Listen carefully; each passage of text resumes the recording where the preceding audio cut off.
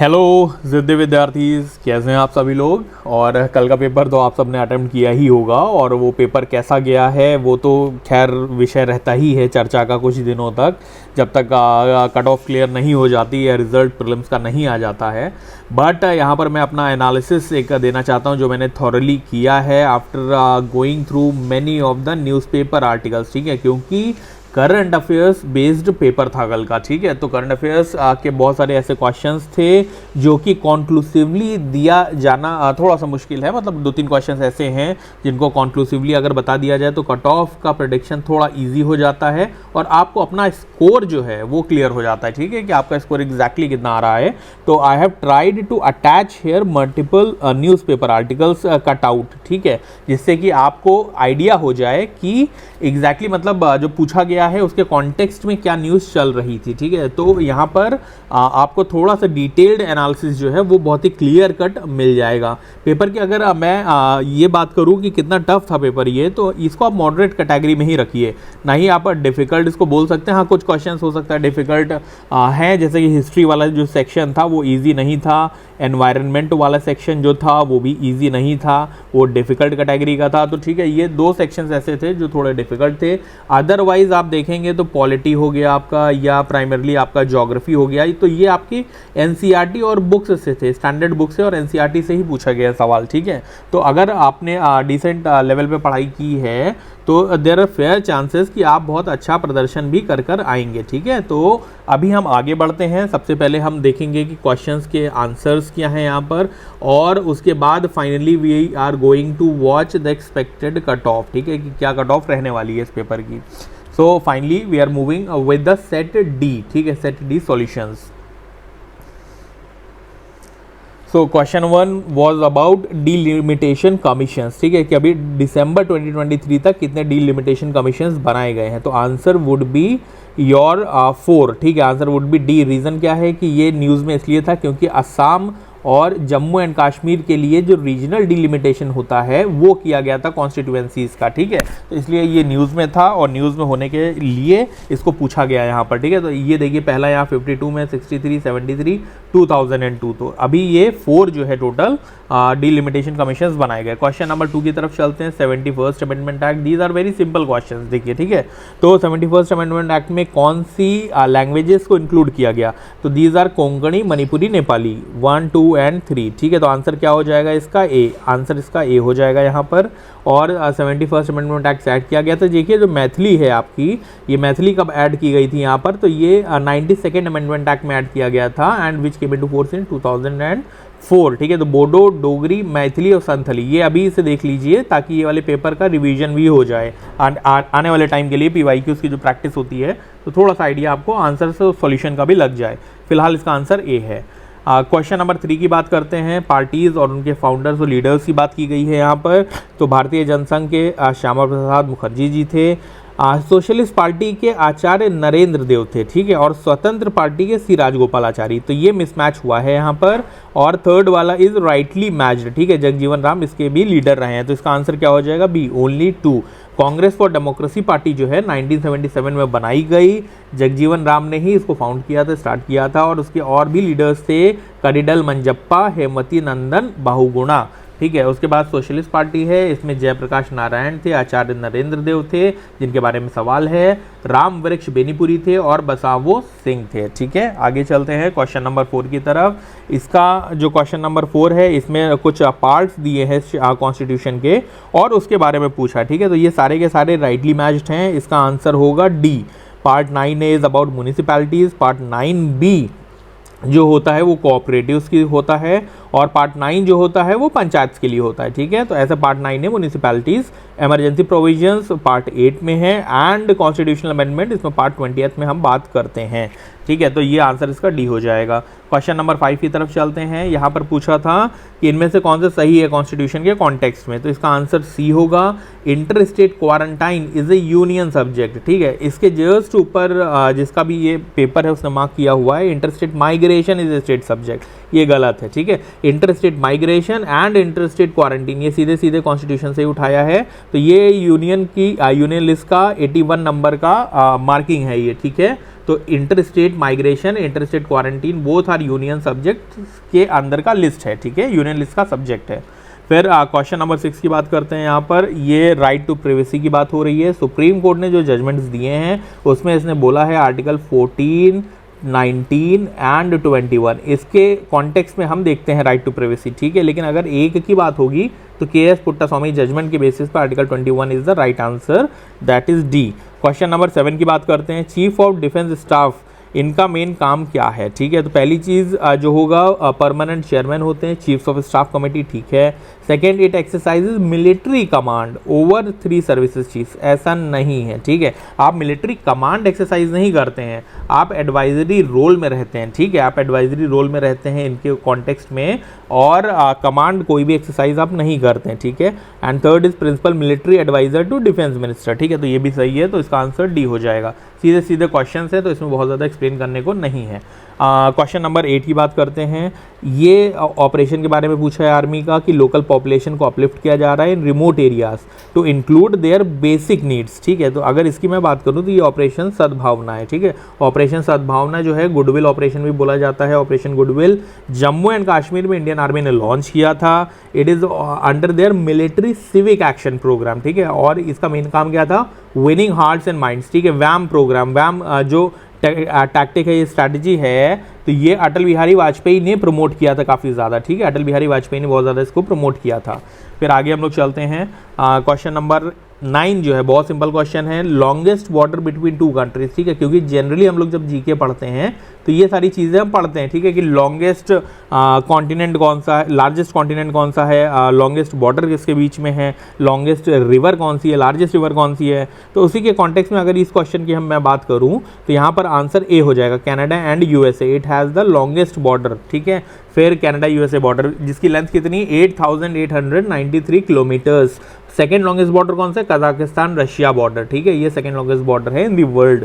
फिर question number 10 की बात करते हैं। आंसर सी हो जाएगा इसका। यहाँ पर आंसर सी में क्या है, 1 और 3, ठीक है। Initially it was an ad hoc committee, ethics committee की बात की जाए तो शुरुआत में ये एक एडहॉक कमेटी थी। और थर्ड फ्रंट क्या है, this committee can not take any matter which is sub judice, ठीक है। तो एथिक्स कमेटी ऐसा कोई भी मैटर नहीं पिक कर सकती जो सब ज्यूडिस हो, ठीक है। Only a member of the Lok Sabha can make a complaint relating to unethical conduct, ये गलत बात है, ठीक है। देखिए अनएथिकल कंडक्ट होगा तो जिसके भी संज्ञान में आएगा, जिसकी जानकारी में आएगा, वो उस मैटर को रेज कर सकता है, ठीक है। तो आंसर इसका सी हो जाएगा। क्वेश्चन नंबर 11 की बात करते हैं। प्रोविजनल प्रेसिडेंट कौन थे कॉन्स्टिट्यूएंट असेंबली के बिफोर डॉक्टर राजेंद्र प्रसाद, इसका आंसर क्या होगा, सच्चिदानंद सिन्हा। ये कहाँ से आया है, ये आप लक्ष्मीकांत में पढ़ते होंगे तो आपको सीधे सीधे मिल जाएगी लाइन। क्वेश्चन नंबर 12 की बात करते हैं। गवर्नमेंट ऑफ इंडिया एक्ट 1935, तो इसके बारे में पूछ रहा है कि इनमें से कौन सा फैक्ट्स सही है। तो ये देखिए मैंने फीचर्स यहाँ पे ऐड किए हैं एज ए सॉल्यूशन कि इन केस आप इसको देखेंगे तो क्लियर हो जाएगा कि कहाँ पे गलती है सेकंड स्टेटमेंट में। पहला स्टेटमेंट एकदम ठीक है, ऑल इंडिया फेडरेशन बनाया था on the union of British Indian provinces and princely states, ठीक है। तो ऑल इंडिया फेडरेशन बनाया गया था, एकदम ठीक है। लेकिन सेकंड में क्या है, defence and foreign affairs they were kept at the central level but not with the federal legislature but under the direct control of governor general of India, ठीक है। तो ये फेडरल लेजिस्लेचर की बजाय यहाँ पर गवर्नर जनरल लिखा होता तो ये स्टेटमेंट सही हो जाता, इसलिए आंसर यहाँ पर क्या होगा, ए होगा, ठीक है। गवर्नमेंट ऑफ इंडिया एक्ट जो लाया गया था it came into force in 1937 और ये किसकी रिपोर्ट के बेसिस पे था, it was based on A report by a joint select committee which was led by Lord Linlithgow. Lord Linlithgow के कहने पे उनकी रिपोर्ट के बेसिस पे गवर्नमेंट ऑफ इंडिया एक्ट लाया गया था, ठीक है। तो ये अगली बार के लिए भी इंपॉर्टेंट हो जाता है, लर्न करते रहिए चीज़ें। फिर क्वेश्चन नंबर 13 की बात करता हूँ यहाँ पर। तो which of the following is the work attributed to playwright Bhasa, Bhasa जो है उन्होंने क्या लिखा था, ठीक है। तो इसका आंसर सी होगा, माध्यम व्यायोग। माध्यम व्यायोग जो है भाषा ने लिखा था, ठीक है। He was one of the earliest Indian play rights, ठीक है। और संस्कृत भाषा में लिखा करते थे, ये कालिदासा के पहले थे। अब लेकिन एग्जैक्टली इनका जो टाइम पीरियड वो क्लियर नहीं है, लोग बोलते 4th सेंचुरी BC से 4th सेंचुरी AD के बीच में ये थे। इन्होंने 13 प्लेज लिखे हैं और उसमें से one of the most famous is माध्यम व्यायोग। फिर काव्य लंकर किसने लिखा है, ये भामाहा ने लिखा है 7th सेंचुरी AD में, ठीक है। ये भी बता देता हूँ ऑप्शन कि बाकी के क्या मैच कर रहे हैं, ठीक है। तो काव्य अलंकार क्यों नहीं है, क्योंकि वो भामह ने लिखा है और ही वॉज कंटेम्परेरी ऑफ डंडिन, ठीक है। और काव्य अलंकार का मतलब क्या होता है, द ऑर्नामेंट्स ऑफ पोएट्री, ठीक है। इंग्लिश में इसका रूपांतरण है the ornaments of poetry. Natyashastra Bharat मुनि ने लिखा है, हम सब जानते हैं। महाभाष्य जो है पतंजलि ने लिखा है। तो इस क्वेश्चन को तो थोड़ा एलिमिनेट भी किया जा सकता था कि बी और डी आप हटा सकते थे और ए और सी में कंफ्यूजन होना चाहिए था। फिर एनीवे क्वेश्चन 13 का आंसर होगा सी। फिर क्वेश्चन 14 की तरफ हम लोग बढ़ते हैं। संघभूति एक इंडियन बुद्धिस्ट मॉन्क थे जो कि चाइना गए थे 4th सेंचुरी एडी में, and he was the author of A commentary on, किस चीज़ पर इन्होंने कमेंट्री की थी, ठीक है। तो सर्वस्तिवाद विनय पे इन्होंने कमेंट्री की थी, किसने, संघभूति ने, जो कि एक बुद्धिस्ट मॉन्क थे। फिर क्वेश्चन 15 की तरफ चलते हैं। यूनेस्को की वर्ल्ड हेरिटेज साइट से, तो उसकी लिस्ट जो है उसमें हमको इंडिया की कुछ प्रॉपर्टीज़ को इंक्लूड किया गया है 2023 में।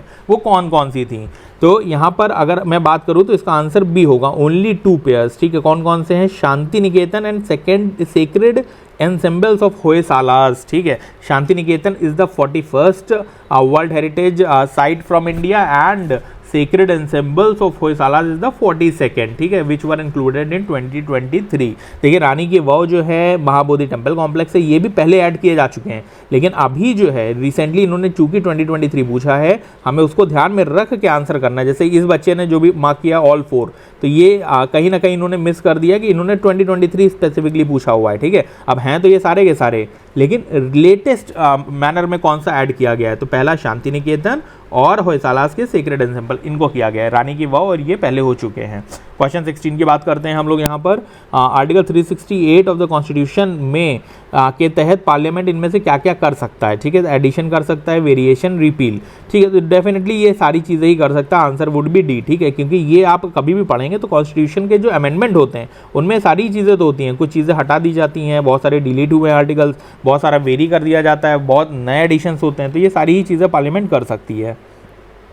फिर क्वेश्चन नंबर 17 की बात करूं अगर मैं, which of the above countries are frequently mentioned in the media for their low birth rate, इनमें से लो बर्थ रेट या एजिंग पॉपुलेशन किसकी किसकी है, तो answer would be A, simple question है, Italy, Japan and South Korea.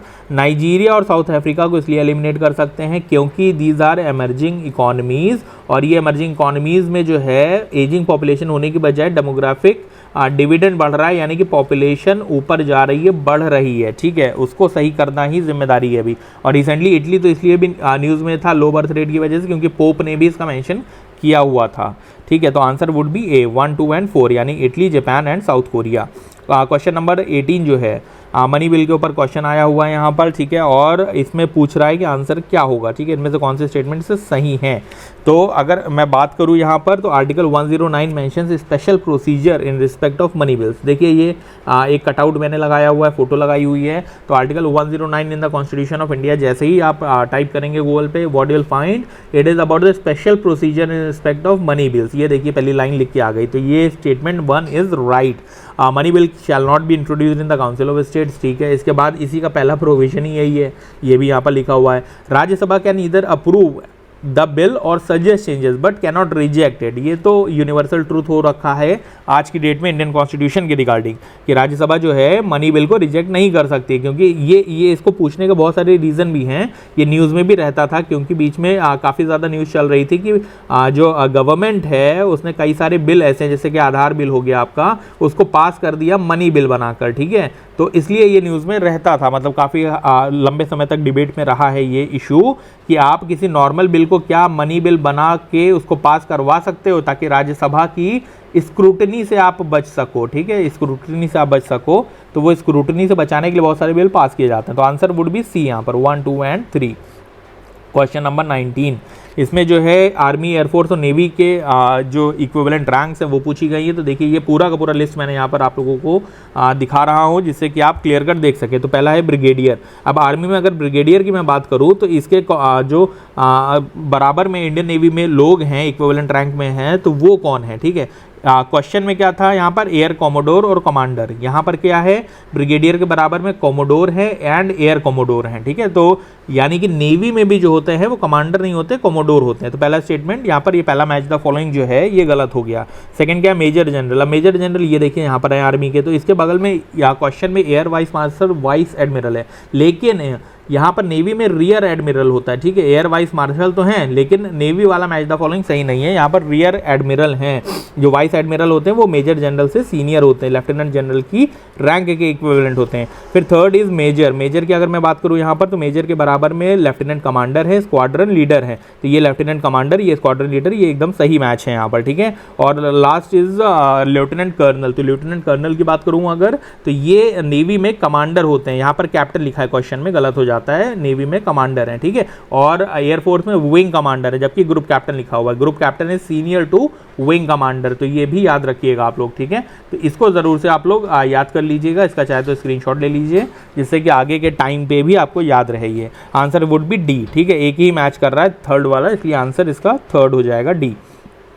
Question number 20 की बात करता हूँ। नॉर्थ ईस्टर्न काउंसिल में इनमें से कौन कौन से होते हैं? इसका आंसर डी होगा। इनमें से सभी लोग नॉर्थ ईस्टर्न काउंसिल का मेंबर होते हैं। Governor of the constituent state, chief minister of the constituent state, 3 members to be nominated by president of India and home minister of India, वो जो कि जनरली बहुत सारे काउंसिल्स के हेड होते हैं, चेयरपर्सन होते हैं, ठीक है। तो ये देखिए, ये PIB का आर्टिकल है और इसमें भी ये दिया है, और बाकी भी जगह पर आपको मिल जाएगा, ठीक है। Council comprises governor, chief ministers of constituent states and 3 members nominated by president, ठीक है। क्वेश्चन नंबर 21 की तरफ चलते हैं। नारी शक्ति वंदन अधिनियम, ठीक है, इसका आंसर क्या है? इसका आंसर सी है, सेकंड एंड थर्ड ओनली, ठीक है। पहला क्यों गलत हो रहा है? Provisions will come into effect from 18th Lok Sabha, ऐसा कोई प्रॉमिस नहीं किया गया है नारी शक्ति वंदन अधिनियम के बारे में, ठीक है। इसमें बल्कि कहा क्या गया, स्टेटमेंट 1 क्यों गलत है? Because it will come into force soon after the first delimitation, ठीक है, फ्रोजन अंटिल 2026, 2026 तक के लिए जो डिलिमिटेशन फ्रोज है, उसके बाद जब पहला डिलिमिटेशन किया जाएगा, ठीक है, तो उसके बाद जब कॉन्स्टिट्यूएंसीज वापस से रिफॉर्मुलेट होंगी, रीडिज़ाइन होंगी, रिस्ट्रक्चर की जाएंगी, तब जाकर ये अप्लाई होगा। तो ऐसा कोई प्रॉमिस नहीं है कि वो कोई पर्टिकुलर लोकसभा में, जब ये कर दिया जाएगा पहला डिलिमिटेशन 2026 के बाद, तभी इसको लागू कर दिया जाएगा। फिर this will be in force for 15 years after becoming an act, yes this is a provision कि 15 साल के लिए इसको लगाया जाएगा। जैसे कि पहले भी बहुत सारे रिजर्वेशंस लाए जाते हैं या कोई प्रोविजन लाया जाता है, जैसे कि ऑफिशियल लैंग्वेज में इंग्लिश का यूसेज, ठीक है, इंग्लिश को अगले 15 साल के लिए यूज़ किया जाएगा, और उसके बाद जो है उसकी यूटिलिटी को देखते वो हमेशा के लिए परमानेंट यूज़ किया जाने लगा। उसी तरीके से इसके लिए भी एक टाइम पीरियड दिया गया 15 ईयर्स का, और हो सकता है ये लंबे टाइम तक चले। फिर थर्ड वाला option, there are provisions for reservation, ठीक है, ये भी ठीक है एकदम। आंसर क्या हो जाएगा? See, second and third. Question number 22, exercise Mitra Shakti 2023, ठीक है, इसका आंसर क्या है? Second, third and fourth. It is a joint military exercise between India and Sri Lanka, ये श्रीलंका के बीच में, बांग्लादेश नहीं है। ये कहाँ पर हुआ था? It commenced in Pune, Awadh, on in Pune, ठीक है, ये देखिए ऑन इन पुणे है, ये PIB का आर्टिकल है 16 नवंबर 2023 का, ठीक है। तो ये इसलिए न्यूज़ हमें पढ़नी चाहिए, और PIB से देखिए सीधे सीधे क्वेश्चंस आते हैं, तो हमें इसको इग्नोर नहीं करना चाहिए while preparing for our prelims. और इसमें वो सारी चीज़ें दी हैं जो इसमें पूछी गई हैं। Joint response during counter terrorism operations, ठीक है, ऑप्शन 3 है इसका। यहाँ पर भी देखिए, the scope of the exercise includes synergising joint response during counter terrorist operation. मैं थोड़ा जूम करके दिखा देता हूँ तो आपको क्लियर हो जाएगा। तो देखिए, ये क्वेश्चन बनाया ही यहीं से गया है, ठीक है, इन्होंने इस PIB आर्टिकल को यूज़ किया होगा और यहीं से इसको फ्रेम किया है। तो hope this is clear to you. और इसके बाद Indian air force was a part of it. तो ये देखिए, यहाँ पर लिखा हुआ है 15 personnel from Indian air force and 5 personnel from Sri Lankan air force are also participating in the exercise. ये सारी चीज़ें शुरुआत के 2 पैराग्राफ के इस आर्टिकल में लिखी हुई हैं, जो कि 16 नवंबर 2023 को पब्लिश हुआ था। तो यहाँ पर answer would be D. Question number 23 की बात करता हूँ। Writ of prohibition is an order issued, बहुत ही सिंपल क्वेश्चन है, क्योंकि बेसिक है, मतलब अगर आपने पढ़ी है रिट्स के बारे में बहुत फेयर आइडिया होगा आपको। आंसर इसका सी हो जाएगा। इसमें लोअर कोर्ट को प्रोहिबिट किया जाता है कि वो आगे केस को ना लेके जाए, ठीक है। A writ of prohibition is issued by a court to prohibit the lower courts, tribunals and other quasi judicial bodies from doing something beyond their authority, अपने अथॉरिटी के बियॉन्ड जाने पर ये रोकता है। It is issued to direct inactivity, ये रोकने के लिए करता है, ठीक है, कि तुम अब आगे काम नहीं करोगे, जबकि मैंडेमस में ऑर्डर दिया जाता है किस लिए? कि तुम काम नहीं कर रहे हो तो तुम काम करो। तो ये है इसके बीच का अंतर, ठीक है। फिर अगर मैं बात करूँ यहाँ पर क्वेश्चन नंबर 24 की, तो इसका आंसर जो होगा उसमें second option is the right answer. पहला क्यों गलत है? It is a governor of the state who recognizes and declares any community of that state as a scheduled tribe. ये देखिए मैंने यहाँ पे पूरा ही इसको फ्रेम करके लिख दिया है कि कैसे कास्ट को इंक्लूड किया जाता है, ठीक है। और यहाँ पर सेकंड जो है, a community declared as a scheduled tribe in a state need not be so in another state, ये भी एकदम ठीक बात है, ठीक है। आंसर इसका बी हो जाएगा। आर्टिकल 342 जो है वो शेड्यूल्ड कास्ट को कैसे इंक्लूड किया जाएगा उसके बारे में बताता है। तो only parliament has the right to include any caste in the list of SC और ST, ठीक है। If a caste is included in the SC और ST then the state government first sends a proposal. सबसे पहले state government, अगर आपको add करना है SC ST को, स्टेट गवर्नमेंट सबसे पहले प्रपोजल भेजेगा सेंट्रल गवर्नमेंट को, सेंट्रल गवर्नमेंट फिर प्रपोजल भेजेगी रजिस्ट्रार जनरल ऑफ इंडिया को अगर उसको वो अप्रोप्रिएट लगता है, ठीक है। फिर रजिस्ट्रार जनरल जो है वो अगर क्लियरेंस दे देता है तो फिर ये SC ST commission, national SC ST commission को भेजा जाता है रजिस्ट्रार जनरल के द्वारा और उनकी परमिशन ली जाती है। और अगर वो भी अप्रूव कर देते हैं, यानी NC ST या NC SC जो है नेशनल कमीशंस, वो अगर अप्रूव कर देते हैं तो ये कैबिनेट के पास जाता है। और जब कैबिनेट अप्रूव कर देती है तो पार्लियामेंट के पास जाता है और वो उसका अप्रूवल दे देती है। जब पार्लियामेंट ने अप्रूव कर दिया तो प्रेसिडेंट ऑर्डर इशू कर देते हैं और ये लॉ बन जाता है। तो इसमें गवर्नर का रोल ही नहीं है कहीं पे, ठीक है। इसलिए statement 1 is wrong. Answer would be second B. Question number 25 union budget के कॉन्टेक्स्ट में पूछ रहा है यहाँ पर, इसका आंसर भी बी होगा। यूनियन फाइनेंस मिनिस्टर कभी भी प्राइम मिनिस्टर के बिहाफ पर एनुअल फाइनेंशियल स्टेटमेंट ले नहीं करता है। It is caused by president, ठीक है, प्रेसिडेंट और on behalf of government of India. तो ये दो लोग जो है ये रोल निभाते हैं रादर देन प्राइम मिनिस्टर। तो question 1 is wrong, second is right, ठीक है। Answer would be B. Question 26 की बात करूं, which of the following is the author of the books the India way and why Bharat matters. इसमें मैंने देखा है कि बहुत ही ये भी सिंपल क्वेश्चन था, जो लोग पढ़े हुए थे उन्होंने भी इसको शशि थरूर मार्क कर दिया है, ठीक है। जबकि आंसर वुड भी सुब्रमण्यम जयशंकर, एस जयशंकर भाई हमारे MBA ने ये किताबें लिखी हुई हैं। द इंडिया वे, ये आप किताब देख सकते हैं, ये द इंडिया वे है, ये वाई भारत मैटर्स है एस जयशंकर की, ठीक है, हमारे ऑनरेबल फाइनेंस फॉरेन मिनिस्टर, ठीक है। तो इसका answer would be D, Subrahmanyam Jaishankar. फिर क्वेश्चन नंबर 27 की बात करूँ अगर मैं, तो इसका आंसर होगा ओनली 2 पेयर्स बी, ठीक है।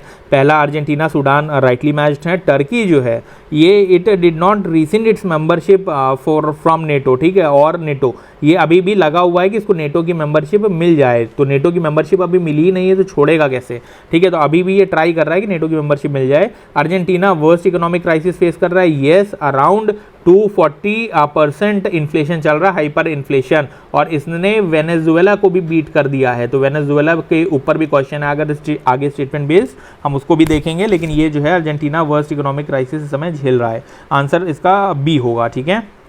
क्वेश्चन नंबर 28 की बात करते हैं। सुमेध पाइपलाइन की बात हो रही है, तो ये देखिए इसका मैप रहा है यहाँ पर, ये रेड सी है आपका, ये आपका इजिप्ट है, और ये देखिए सुमेध पाइपलाइन जा रही है, और यहाँ पे सीधी केरीर मेडिटेरेनियन सी में मिल रही है।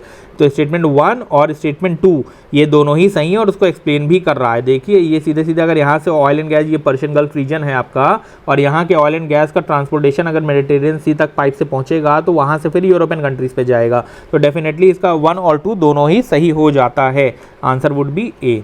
क्वेश्चन नंबर 29 की बात करता हूँ। Red sea receives very little precipitation in any form and no water enters the red sea from rivers, ठीक है। तो इसकी जब बात हो रही है तो इसका आंसर वुड बी सी, ठीक है। ये ब्रिटानिका किड्स, मैंने सीधे सीधे आपको इनका ही साइट किया है, इनका ही एक स्टेटमेंट है यहाँ पर कि there is no water that enters the red sea from rivers. जब आप रेड सी के बारे में चेक कर रहे होंगे तो बच्चों को पढ़ाने के लिए ब्रिटानिका किड्स का एक सेक्शन आता है रेड सी के लिए, उसमें ये लाइन एज इट इज़ दी है। तो अगर आपको कहीं कन्फ्यूजन है, बाकी के टेस्ट सीरीज से आपने आंसर्स मिलाए होंगे, तो ये स्क्रीनशॉट एक बार ज़रूर देख लीजिएगा, आपको क्लियर कट आइडिया लग जाएगा कि ये स्टेटमेंट एकदम ठीक है, इसमें कोई गुंजाइश नहीं रहती है यूपीएससी की चेंजेस करने के, क्योंकि यूपीएससी जब आंसर्स निकालेगा तो सही होगा, ठीक है। तो आप सीधे सीधे यहाँ से भी देख सकते हैं। Red sea receives very little precipitation, इसमें तो कोई शक ही नहीं है, इसलिए answer would be C, both 1 and 2।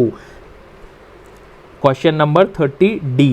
According to EPA which one of the following is the largest source of sulphur dioxide emissions, ठीक है। इसका आंसर डी होगा, पावर प्लांट यूजिंग फ्यूल्स, ठीक है। ये 31 जनवरी 2024 का आर्टिकल है USA की एनवायरमेंटल प्रोटेक्शन एजेंसी का, और सीधे सीधे इसमें देखिए ये बड़ा बड़ा आंसर लिया हुआ है यहाँ पर, ठीक है। Sulphur dioxide basic, the largest source of SO2 in atmosphere is the burning of fossil fuel by power plants and other industrial facilities. ये उनका सीधा आर्टिकल है, इसमें भी कोई गुंजाइश नहीं रहती है यूपीएससी के लिए, सीधा आंसर यही रहेगा, तो आपको वेट करने की जरूरत नहीं है, ये आंसर आप सीधे मार्क कर सकते हैं। क्योंकि ऐसी चीज़ों पे होता क्या है कि आपको क्लियर नहीं होता है, अगर कोई कोचिंग देती है तो आपको लगता है यार इसमें तो कुछ भी हो सकता है और भी परसेंटेज हो सकता है, जब तक आपको क्लियर कट फैक्ट्स नहीं मिल जाते, ठीक है। तो ये एक फैक्ट ही है, ये सीधा सीधा उनकी वेबसाइट पे दिया हुआ है, देख सकते हैं आप। क्वेश्चन नंबर 31, इसमें जो है यूएसए की डेथ के बारे में बात की गई है कि अगर वो डिफ़ॉल्ट कर जाता है, क्या जो यूएस ट्रेजरी बॉन्ड्स के होल्डर्स हैं क्या वो अपना पैसा वापस एक्सरसाइज कर पाएंगे, क्लेम ले पाएंगे या नहीं ले पाएंगे।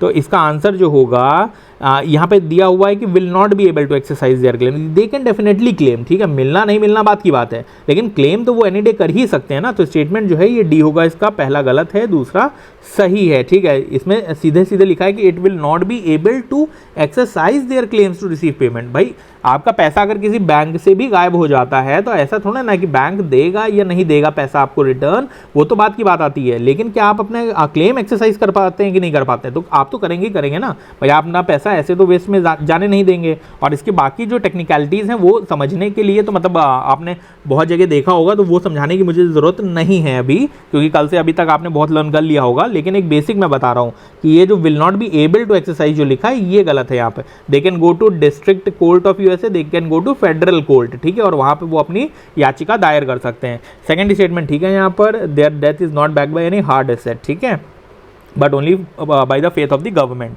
फिर 32 की बात करूं तो यहाँ पर answer C is there, statement 1 सही है। Syndicated lending spreads the risk of borrower default across multiple lenders, ठीक है। तो बहुत सारे लोग जब पैसे देते हैं, सिंडिकेटेड लर्निंग बाय डेफिनेशन ही ऐसा है कि बहुत सारे it spreads the risk of borrower default, ठीक है, अक्रॉस मल्टीपल लेंडर्स, ठीक है। तो कोई पैसा तो कोई एक जगह जाएगा, लेकिन चूंकि सिंडिकेटेड है, सिंडिकेट बना हुआ है, तो बहुत सारे लोग पैसा दे रहे हैं, तो बहुत सारे लोग जब पैसा देते हैं, ठीक है, तो वो जो पैसा पूल है वो जब अगर जो बोरोवर है अगर वही डिफॉल्ट कर जाता है तो इन सब पे असर पड़ेगा यहाँ पर, ठीक है। इसलिए ये पहला स्टेटमेंट एकदम ठीक है, और दूसरा स्टेटमेंट यहाँ पर जो है कैन नॉट नहीं होना चाहिए था, तो दूसरा गलत है, answer would be C. Question number 33 की बात करते हैं, डिजिटल रूपी, ये भी थोड़ा फैक्चुअल क्वेश्चन ही है, लेकिन हाँ पता होगा तो ठीक है, वरना डाउट हो सकता है। आंसर इसका डी होगा 1, 2 एंड 4, ठीक है। सोवरेन करेंसी आरबीआई ने लॉन्च किया है, और ये लाइबिलिटी भी है आरबीआई की बैलेंस शीट पे, it would appear as liability, that is currency in circulation.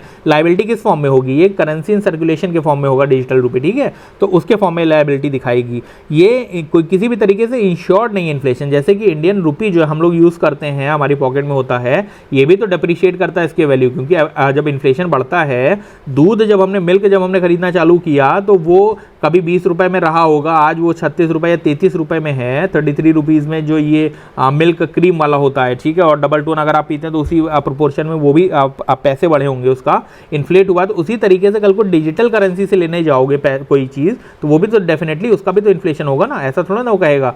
आज अगर आप डिजिटल करेंसी से कोई चीज़ खरीद रहे हैं, मिल्क खरीद रहे हैं 22 रुपए में, तो आने वाले 5 साल में भी वो 22 का ही होगा भाई। अगर मिल्क का प्राइस बढ़ा है तो डिजिटल रुपये आपको उतने ही देने पड़ेंगे, तो इसलिए तो ये बाई कॉन्सेप्ट ही स्टेटमेंट 3 गलत हो जाता है। फिर question 4, it is freely convertible, yes it is flexible legal tender है, और ये बगैर बैंक अकाउंट के आप यूज़ कर सकते हैं, और बहुत आराम से इसको जो है कन्वर्ट कर सकते हैं डिजिटल मनी को इनटू कैश और कॉमर्शियल बैंक मनी में, ठीक है, आंसर वुड बी डी। आगे बढ़ते हैं हम लोग, क्वेश्चन नंबर 34, इसमें जो है गौतम बुद्धा के बारे में पूछा गया है और उनको और किस नाम से जानते थे, तो answer would be second and third, Shakya मुनि एंड तथागता, तो बी आंसर होगा इसका। नया पुत्ता जो थे वो महावीर जैन जी को बोला जाता था, तो आंसर इसका बी हो जाएगा। क्वेश्चन नंबर 35, ठीक है, इसमें चंद्र केतुगढ़ है, ये मैंने यहाँ पर मेंशन किया है, ये वेस्ट बंगाल में, ठीक है, और ये पोर्ट टाउन तो है लेकिन वेस्ट बंगाल में है, तो पहला उड़ीसा की वजह से गलत हो जाता है। इनाम गांव जो है महाराष्ट्र में, चालकोलिथिक साइट है, ये एकदम ठीक है। ये भीमा रिवर वैली में लोकेटेड है, और इसका जो टाइम पीरियड था 3300 BC से 1300 BC, 2000 साल तक ये साइट रही है। मंगाडू जो है केरला में है, केरला में एक मेगालिथिक साइट है, और ये वहाँ के कोल्लम जो म्यूनिसिपैलिटी है वहाँ के पास पाई जाती है, ये मतलब वहाँ पे लोकेटेड है। फिर सालीहुंडम, सालीहुंडम जो है आंध्र प्रदेश में है, बट गलत क्या है, रॉक कट केव श्राइन्स नहीं है यहाँ पर, ठीक है, यहाँ पर बुद्धिस्ट स्तूपाज हैं और ह्यूज मोनास्टिक कॉम्प्लेक्स हैं हिलॉक पे, ठीक है, लेकिन ऐसा कुछ रॉक कट केव श्राइन्स नहीं है, आंध्र प्रदेश में है, ये सही है। तो पहले वाले में जो था स्टेट गलत था, उड़ीसा की जगह वेस्ट बंगाल होना चाहिए था। दूसरे वाले में रॉक कट, आज फोर्थ वाले में सालीहुंडम में रॉक कट केव श्राइन्स नहीं है बल्कि बुद्धिस्ट स्तूपाज है, answer would be second and third, और इसका क्या हो जाएगा बी। क्वेश्चन नंबर 36, ये जो है किसने परमिशन दी थी पोर्चुगीज को कि वो भटकल पर पोर्ट बना सके? कृष्णदेवराय ने दी थी। ये आंसर इसका ए हो जाएगा। यहाँ पर भटकल जो है कहाँ पर लोकेटेड है? ये उत्तर कन्नड़ा डिस्ट्रिक्ट में है, ठीक है, कोस्टल टाउन है, कहाँ पे? कर्नाटका में। और ये नेशनल हाईवे 66 पर लाई करता है, जो कि मुंबई से कन्याकुमारी जाता है, ठीक है, भटकल उसी पर है। क्वेश्चन नंबर 37 की बात करते हैं। कॉर्नवालिस के बारे में सवाल पूछा जा रहा है, तो इसका आंसर क्या होगा? इसका आंसर बी हो जाएगा। पहली चीज़, रोहतवारी सेटलमेंट में जो रेवेन्यू कलेक्शन किया जाता था तो पेजेंट्स को कभी भी एग्जेम्प्ट नहीं किया गया, ठीक है। अगर वो नेचुरल कैलामिटी आती है, क्रॉप का फेलियर होता है, तो उस सूरत में भी यहाँ जो है पेजेंट्स को जो है रोहतवारी का वो पैसा देना पड़ता था, रेवेन्यू देना पड़ता था। तो पहला स्टेटमेंट गलत है। दूसरे वाले में यस, जमींदार जो था वो अगर पैसा नहीं दे पाता परमानेंट सेटलमेंट के अंदर, तो वो जो है रिमूव कर दिया जाएगा अपनी जमींदारी से, ठीक है। उसको जो है उसकी जमींदारी छीन ली जाएगी और उसके लैंड्स जो है उनको कॉन्फिस्केट कर लिया जाएगा, ठीक है, कॉन्फिस्केट कर लिया जाएगा। तो इसलिए answer would be second B. Question number 38, there are no parables in Upanishad. Upanishad के बारे में पूछा है, तो ये पहला स्टेटमेंट गलत है, क्योंकि अगर मैं एग्जांपल बताऊं तो there is a parable of 2 birds, ठीक है, 2 बर्ड्स का एक पैरेबल है, कहानी है मुंडका उपनिषद में, ठीक है, बहुत फेमस है। इसके बारे में बहुत सारे आचार्य और जो लोग सत्संग करते हैं वो सुनाया करते हैं कहानियाँ, ठीक है। तो यही दिया हुआ, तो पहला स्टेटमेंट गलत हो जाता है। सेकेंड, उपनिषद वर कंपोज अर्लियर देन पुराणास, ठीक है। उपनिषद के बारे में बोला जाता है कि जनरली ये BC पहले, मतलब क्राइस्ट के आने से पहले ही कंपोज कर लिए गए थे ऑलमोस्ट सारे के सारे उपनिषद जो थे, ठीक है। जबकि पुराणास, जो अर्लीस्ट पुराणास थे, इनको कब कंपोज किया गया? 350 से 370 AD, ठीक है। तो ये मतलब 400 साल बाद कंपोज किए गए उपनिषद के कंपोज होने के, ठीक है। जैसे कि ब्रह्मानंदा पुराण, देवी पुराण, कुर्मा पुराण, मार्कंडे पुराण, मत्स्य पुराण, वमान पुराण, वराह पुराण, वायु पुराण, विष्णु पुराण, ये सब 350 से 750 ADs के बीच में कंप्राइज किए गए, बनाए गए, कंपोज किए गए। ये अर्लीस्ट पुराणास हैं, ठीक है। और बाकी नेक्स्ट लाइन में पुराणास जो थे वो 750 से 1000 AD में बनाए गए, जैसे कि अग्नि पुराण, भागवत पुराण, भविष्य पुराण, ब्रह्म पुराण, ब्रह्म वैवर्त पुराण, देवी भागवत पुराण, गरुड़ पुराण, लिंग पुराण, पद्म पुराण, शिव एंड स्कंद पुराण, ठीक है। तो ये सारे के सारे बाद में बनाए गए हैं, तो इसलिए सेकंड स्टेटमेंट कंप्लीटली सही है, कोई गुंजाइश नहीं है यहाँ पर, और answer would be B, only 2। Question number 39 की बात करता हूँ। इंडिया क्या मेंबर है ग्रेन काउंसिल का? बिल्कुल ठीक बात है, इंडिया ग्रेन काउंसिल का मेंबर है। लेकिन सेकंड जो स्टेटमेंट है, country needs to be member of international green council, ये तो लॉजिकल क्वेश्चन है, ये तो आउटराइटली गलत हो जाएगा कि किसी भी मेंबर को, मतलब कोई संस्था में अगर आप मेंबर हैं तो ही इंपोर्ट एक्सपोर्ट कर पाएंगे राइस और वीट का, ये तो एकदम ही बेकार की बात है भाई। अगर छोटी छोटी कंट्रीज हैं, लाओस और वियतनाम है मान लीजिए, और आसपास हैं, तो उनको आपस में ट्रेड करना है, तो क्या मेंबर नहीं होंगे तो उनको ट्रेड करने से कोई रोक लेगा? तो ये तो ऑटोमेटिकली बहुत गलत चीज़ है, क्योंकि ये फूड का ट्रेड है, कोई ऐसा यूरेनियम का ट्रेड नहीं है कि आप मेंबर नहीं होगे तो बहुत इंपॉर्टेंट कमोडिटी है कि ट्रेड नहीं कर सकते। भाई राइस और वीट का ट्रेड जो है, आप किसी चीज़ के मेंबर हो या ना हो, आपस में कर सकते हैं। तो statement 2 is wrong, statement 1 is right, और answer would be A. Total कितने मेंबर हैं आज की डेट में इंटरनेशनल ग्रेन्स काउंसिल के? 28 मेंबर्स हैं, इंक्लूडिंग वोम, इंक्लूडिंग यूरोपियन यूनियन, और ये मेंबर्स वही हैं जो ग्रेन्स ट्रेड कन्वेंशन 1995 के मेंबर्स हैं, ठीक है। अब इसमें से कौन से इंपॉर्टेंट लोग हैं जो मेंबर नहीं है, जो कौन सी कंट्रीज हैं? China and Brazil are not still the members of international grains council. आगे चलते हैं। Question number 40, intangible cultural heritage में लेटेस्ट इंक्लूजन कौन सा है? तो गरबा डांस का है, ठीक है। ये देखिए, Garba of Gujarat makes to UNESCO cultural heritage कब ऐड किया गया है? दिसंबर 2023 का न्यूज़ है, द हिंदू का न्यूज़ है, इसलिए द हिंदू पढ़ते रहना चाहिए। कब वहाँ से 5-10 मार्क्स आपके सीधे सीधे बन जाएं सिर्फ रीडिंग करने की वजह से, तो आपको क्लियर रहेगा, ठीक है। ये देखिए यहाँ पर सीधे ही मैंने स्क्रीनशॉट यहाँ पर लगाया हुआ है, ठीक है। Safeguarding intangible cultural heritage, Garba dance, answer would be C. Question number 41, there is instability in worsening security situation in the Sahel region, जो कि अफ्रीका के अंदर है, ठीक है। अफ्रीका में अगर आप ये पूरा का पूरा नोटिस करोगे तो ये वाला साहेल रीजन है आपका, और यहाँ पर जो कंट्रीज लोकेटेड हैं, तो यहाँ पर बहुत ज़्यादा अफरा तफरी मची हुई है। क्यों? क्योंकि मिलिट्री कू बहुत सारे हो रहे हैं यहाँ पर, ठीक है। तो there is military takeovers and military coups at in several countries of the Sahel region recent past, ठीक है। तो स्टेटमेंट ठीक है, answer would be A. Question number 42, India does not import apples from the USA, पहला statement outrightly गलत है, इसलिए answer D हो जाएगा।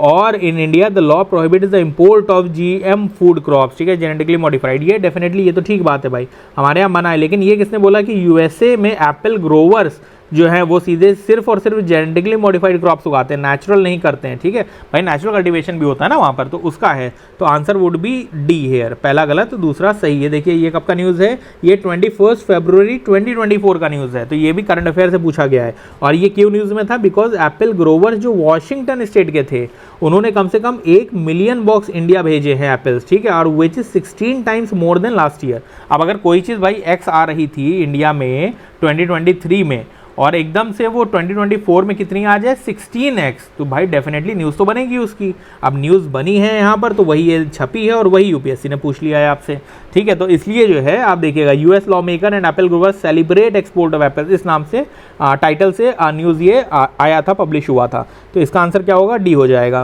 क्वेश्चन नंबर 43 की बात करता हूँ, with reference to the speaker of Lok Sabha consider the following statements, ठीक है। इसमें आंसर ए है, बहुत क्लियर है चीज़ें और ये प्रॉपरली दिया गया है उसमें आर्टिकल मेंटेन कॉन्स्टिट्यूशन के, ठीक है। ही शैल नॉट प्रोसीड, अगर उनके खुद के रिमूवल का रेजोल्यूशन वहाँ पर पास किया जाना है, अंडर कंसिडरेशन है, वो प्रिसाइड तो नहीं करेंगे लेकिन वो उनके पास राइट टू स्पीक भी होगा and he is entitled to vote as well on the resolution in the first instance, वो अपने डिफेंस में वोट कर सकते हैं। Answer would be A for 43। 44 की बात करता हूँ, इंडियन पार्लियामेंट के कॉन्टेक्स्ट में है, अ bill pending in the Lok Sabha lapses on it's dissolution, ठीक है। तो इसका आंसर है क्या, पहला और दूसरा है यहाँ पर, ठीक है, और तीसरा वाला नहीं है। पहला क्या है, bill pending in the Lok Sabha lapses on it's dissolution, ठीक है। अगर लोकसभा में बिल पेंडिंग है तो लैप्स कर जाएगा, बिल लोकसभा से पास हो गया और राज्यसभा में पेंडिंग है, ठीक है, तो भी वो लैप्स कर जाएगा। लेकिन अगर प्रेसिडेंट के कंसिडरेशन के लिए है और प्रेसिडेंट ने ज्वाइंट सिटिंग भी बुला ली है तो वो लैप्स नहीं करेगा, ठीक है। इसलिए आंसर वुड बी बी, ये कॉन्स्टिट्यूशन के आर्टिकल के प्रोविजंस हैं। क्वेश्चन नंबर 45 की बात करते हैं, प्रोरोगेशन को लेकर है और इसमें जो है second and third is right and first is wrong. Prorogation of a house by the president of India does not require advice of council of minister. आपको अमेंडमेंट्स याद होंगे तो अमेंडमेंट्स में ही मैंडेटरी कर दिया गया था कॉन्स्टिट्यूशनल अमेंडमेंट्स में कि प्रेसिडेंट को अगर कुछ भी एक्ट करना है तो उनको काउंसिल ऑफ मिनिस्टर्स की एडवाइस लेनी ही पड़ेगी, ठीक है। और ये तो इंपॉर्टेंट टास्क है हाउस का क्योंकि ये लगातार होता रहता है, तो अपनी मनमर्जी से प्रेसिडेंट इसको बंद नहीं कर देंगे, ठीक है। तो ये पहला गलत है आउटराइटली और दूसरा और तीसरा यहाँ पर सही है, ठीक है। तो answer would be C.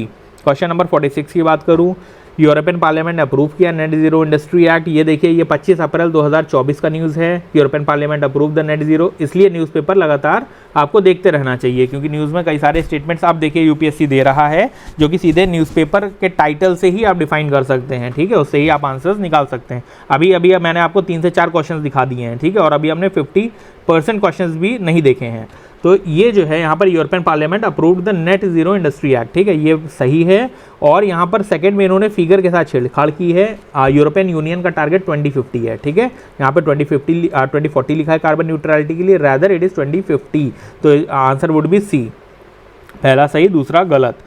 Question number 47 की बात करता हूँ, वेनेजुएला, ये भी मैंने देखिए प्रूफ के साथ यहाँ पर दिया है आपको, और Venezuela has achieved rapid recovery from its economic crisis. तो बहुत सारी कोचिंग ने इसको आंसर जो दिया है कि ये भाई आंसर 1 है इसका, ठीक है, ए है, लेकिन ऐसा नहीं है, answer would be D only. First is incorrect, second is correct. पहला इनकरेक्ट क्यों है, क्योंकि रैपिड रिकवरी नहीं है कहीं से भी, वेनेजुएला की स्लो इकोनॉमिक रिकवरी है और उसमें भी बहुत सारे लोग पीछे छूटे जा रहे हैं जो कि माइग्रेंट बन रहे हैं, ठीक है। तो ये कहीं से भी पूरी तरीके से सक्सीड नहीं हुआ है अपने लोगों को जो कंट्री छोड़ के भागने से रोकने के लिए, ठीक है, लोग अभी भी छोड़कर जा रहे हैं। Around 7 million people had already left the country in recent past, और रिसेंटली की ही बात कर रहे हैं तो कोई रैपिड रिकवरी नहीं है, ठीक है। अगर आप देखेंगे तो 2012 में तो इनका 15% था, लेकिन उसके बाद जो है ये 5% की दर से ग्रो कर रहा है 2023 में, ठीक है। तो राइजिंग ऑयल प्रोडक्शन की वजह से नो डाउट इनको मदद मिली है और ये क्लेम भी वहीं के प्रेसिडेंट ने ही किया है, ठीक है, कोई वर्ल्ड इकोनॉमिक फोरम या कोई ऐसा वर्ल्ड बैंक ने नहीं क्लेम किया है, ये बहुत अच्छा परफॉर्म करने लगे, ठीक है। Statement 1 would be wrong and second is right, answer would be D. Question number 48, digital India land records modernisation programme, तो इसके बारे में जो सवाल दिए गए 100% फंडिंग होती है, कैडेस्ट्रल मैप्स भी डिजिटाइज किए जा रहे हैं और रिकॉर्ड ऑफ राइट्स को जो है वो लोकल लैंग्वेज से बाकी के कॉन्स्टिट्यूशनल शेड्यूल्ड की जो लैंग्वेजेस हैं उसके अंदर इसको ट्रांसफॉर्म किया जा रहा है, ठीक है। तो ये सारे के सारे स्टेटमेंट यहाँ पर ठीक है, आंसर वुड बी डी। ये सारे के सारे देखिए ये डिपार्टमेंट लैंड रिसोर्सेज की वेबसाइट पर ही आपको मिल जाएगा, यहाँ पर सब कुछ उसके बारे में ही दिया हुआ है यहाँ पर, ठीक है। क्वेश्चन नंबर 49 की बात करूं, प्रधानमंत्री सुरक्षित मातृत्व अभियान, तो पहला स्टेटमेंट यहाँ पर गलत हो जाता है क्योंकि सेकंड और थर्ड ट्राइमिनिस्टर की तो बात हो रही है यहाँ पर, ठीक है, थर्ड ट्राइमिनिस्टर की बात हो रही है और ट्राइमेस्टर की, और उसमें क्या हो रहा है कि सपोर्ट किया जा रहा है प्रेग्नेंट वुमेन्स को, और 9th day of every month, जो 9th तारीख होती है हर मंथ की, तो उसमें जो है इनको जाना होता है और ये मैंडेटरी बना दिया गया है। और अगर 9th को आपका कोई हॉलीडे है या संडे है तो उसके नेक्स्ट वर्किंग डे को सारी महिलाएं, प्रेग्नेंट महिलाएं जाएंगी और सपोर्ट लेंगी, एंटीनेटल केयर सर्विसेज लेंगी। लेकिन कहीं से भी ये 6 महीने की पोस्ट डिलीवरी हेल्थ सर्विसेज का प्रोविजन नहीं है इसके अंदर, ठीक है। देखिए ये एडिशनल इन्होंने ऐड किया हुआ है अननेसेसरी, ठीक है, कि 6 महीने तक सपोर्ट, भाई 6 महीने तक सपोर्ट की जरूरत ही नहीं है, इमीडिएटली आपको देना भी होता तो 1 से 2 महीना देते आप, ठीक है। तो इसके तहत जो है प्रधानमंत्री सुरक्षित मातृत्व अभियान, तो पहला स्टेटमेंट गलत हो जाता है, दूसरा एकदम ठीक है यहाँ पर, क्योंकि इस तरीके के स्कीम्स तो गवर्नमेंट लाती ही है कि कहीं से भी अगर प्राइवेट सेक्टर कंट्रीब्यूट करना चाहता है तो वो कंट्रीब्यूशन पर रोक ना हो बल्कि फैसिलिटेशन हो, उसका इनेबलर हो। तो गवर्नमेंट इनेबलर बन रही है, तो कंट्रीब्यूशन वाला फैक्ट है कि भाई कोई अपनी मर्जी से सपोर्ट करना चाहता है बिल्कुल कर सकता है, तो answer would be B. Question number 50 की बात करता हूँ, प्रधानमंत्री श्रम योगी मानधन योजना, ठीक है। पहले में एज इन्होंने गलत दे दी है, 21 to 40 ईयर्स नहीं है, 18 to 40 ईयर्स है, ठीक है। सेकंड और थर्ड जो स्टेटमेंट है वो एकदम ठीक है यहाँ पर कि as specific contribution shall be made by the beneficiary, each subscriber will get the pension of 3000 rupees, ठीक है, after attaining the age of 60 years, ठीक है। तो आई फील वेरी प्राउड कि ये वाली स्कीम जो है मैंने ही कॉन्सेप्चुलाइज करने में काफ़ी मदद की थी। सेंट्रल गवर्नमेंट की प्रधानमंत्री श्रम योगी मानधन योजना, इसके साथ जो प्रधानमंत्री किसान सम्मान निधि योजना है इस पर भी मैंने ही काम किया था और कॉन्सेप्चुलाइज किया था बैक देन इन 2019। तो मुझे बहुत क्लियरली याद है कि 3000 वाज द प्रोविजन जो अभी भी कंटिन्यू है, ठीक है। And fourth is family pension is applicable to the spouse and unmarried daughters, ये ओनली स्पाउस है, ठीक है। अगर आप प्रोविजंस में जाएंगे तो सिर्फ बीवी को ही, ये जो स्पाउस है हस्बैंड को ही इसका सपोर्ट मिलेगा, अनमैरिड डॉटर्स को नहीं मिलेगा। हिंदू सक्सेशन एक्ट इस प्रोविजन में नहीं लग रहा है, ठीक है। तो अभी जो है आप जाएंगे अगर इस क्वेश्चन के लिए तो second and third would be the right answer. फिर आगे चलते हैं हम लोग एंड क्वेश्चन नंबर 51 की बात करते हैं। Atmosphere is heated more by incoming solar radiation than by terrestrial radiation, statement outrightly गलत है, ठीक है। हमको भी पता है कि जो इनकमिंग सोलर रेडिएशन होती हैं वो शॉर्ट वेव होती हैं, वापस जो जाती हैं लॉन्ग वेव होती हैं, लॉन्ग वेव ही ट्रैप हो जाती हैं अर्थ के सिस्टम में और उसी को ग्रीन हाउस इफेक्ट बोला जाता है, ठीक है। इसलिए पहला गलत है, दूसरा ठीक है और आंसर वुड बी डी, ठीक है।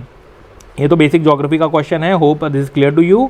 क्वेश्चन नंबर 52 की बात करता हूँ और यहाँ पर दोनों ही स्टेटमेंट ठीक है और सही से एक्सप्लेन कर रहे हैं। थिकनेस और ट्रोपोस्फियर इक्वेटर पे ज़्यादा होती है, क्यों ज़्यादा होती है? क्योंकि कन्वेक्शनल करंट जो है यहाँ पे इवापोरेशन ज़्यादा होता है ना, सन ज़्यादा होता है इक्वेटोरियल और ट्रॉपिकल रीजन में, तो वहाँ पर इवापोरेशन ज़्यादा, तो कन्वेक्शनल करंट्स ऊपर जाती हैं और वही ट्रोपोस्फियर को ज़्यादा उसको थिक कर देती हैं। तो इसलिए ये इसका करेक्ट एक्सप्लेनेशन दिया गया है, 52 का ए आंसर होगा, ठीक है।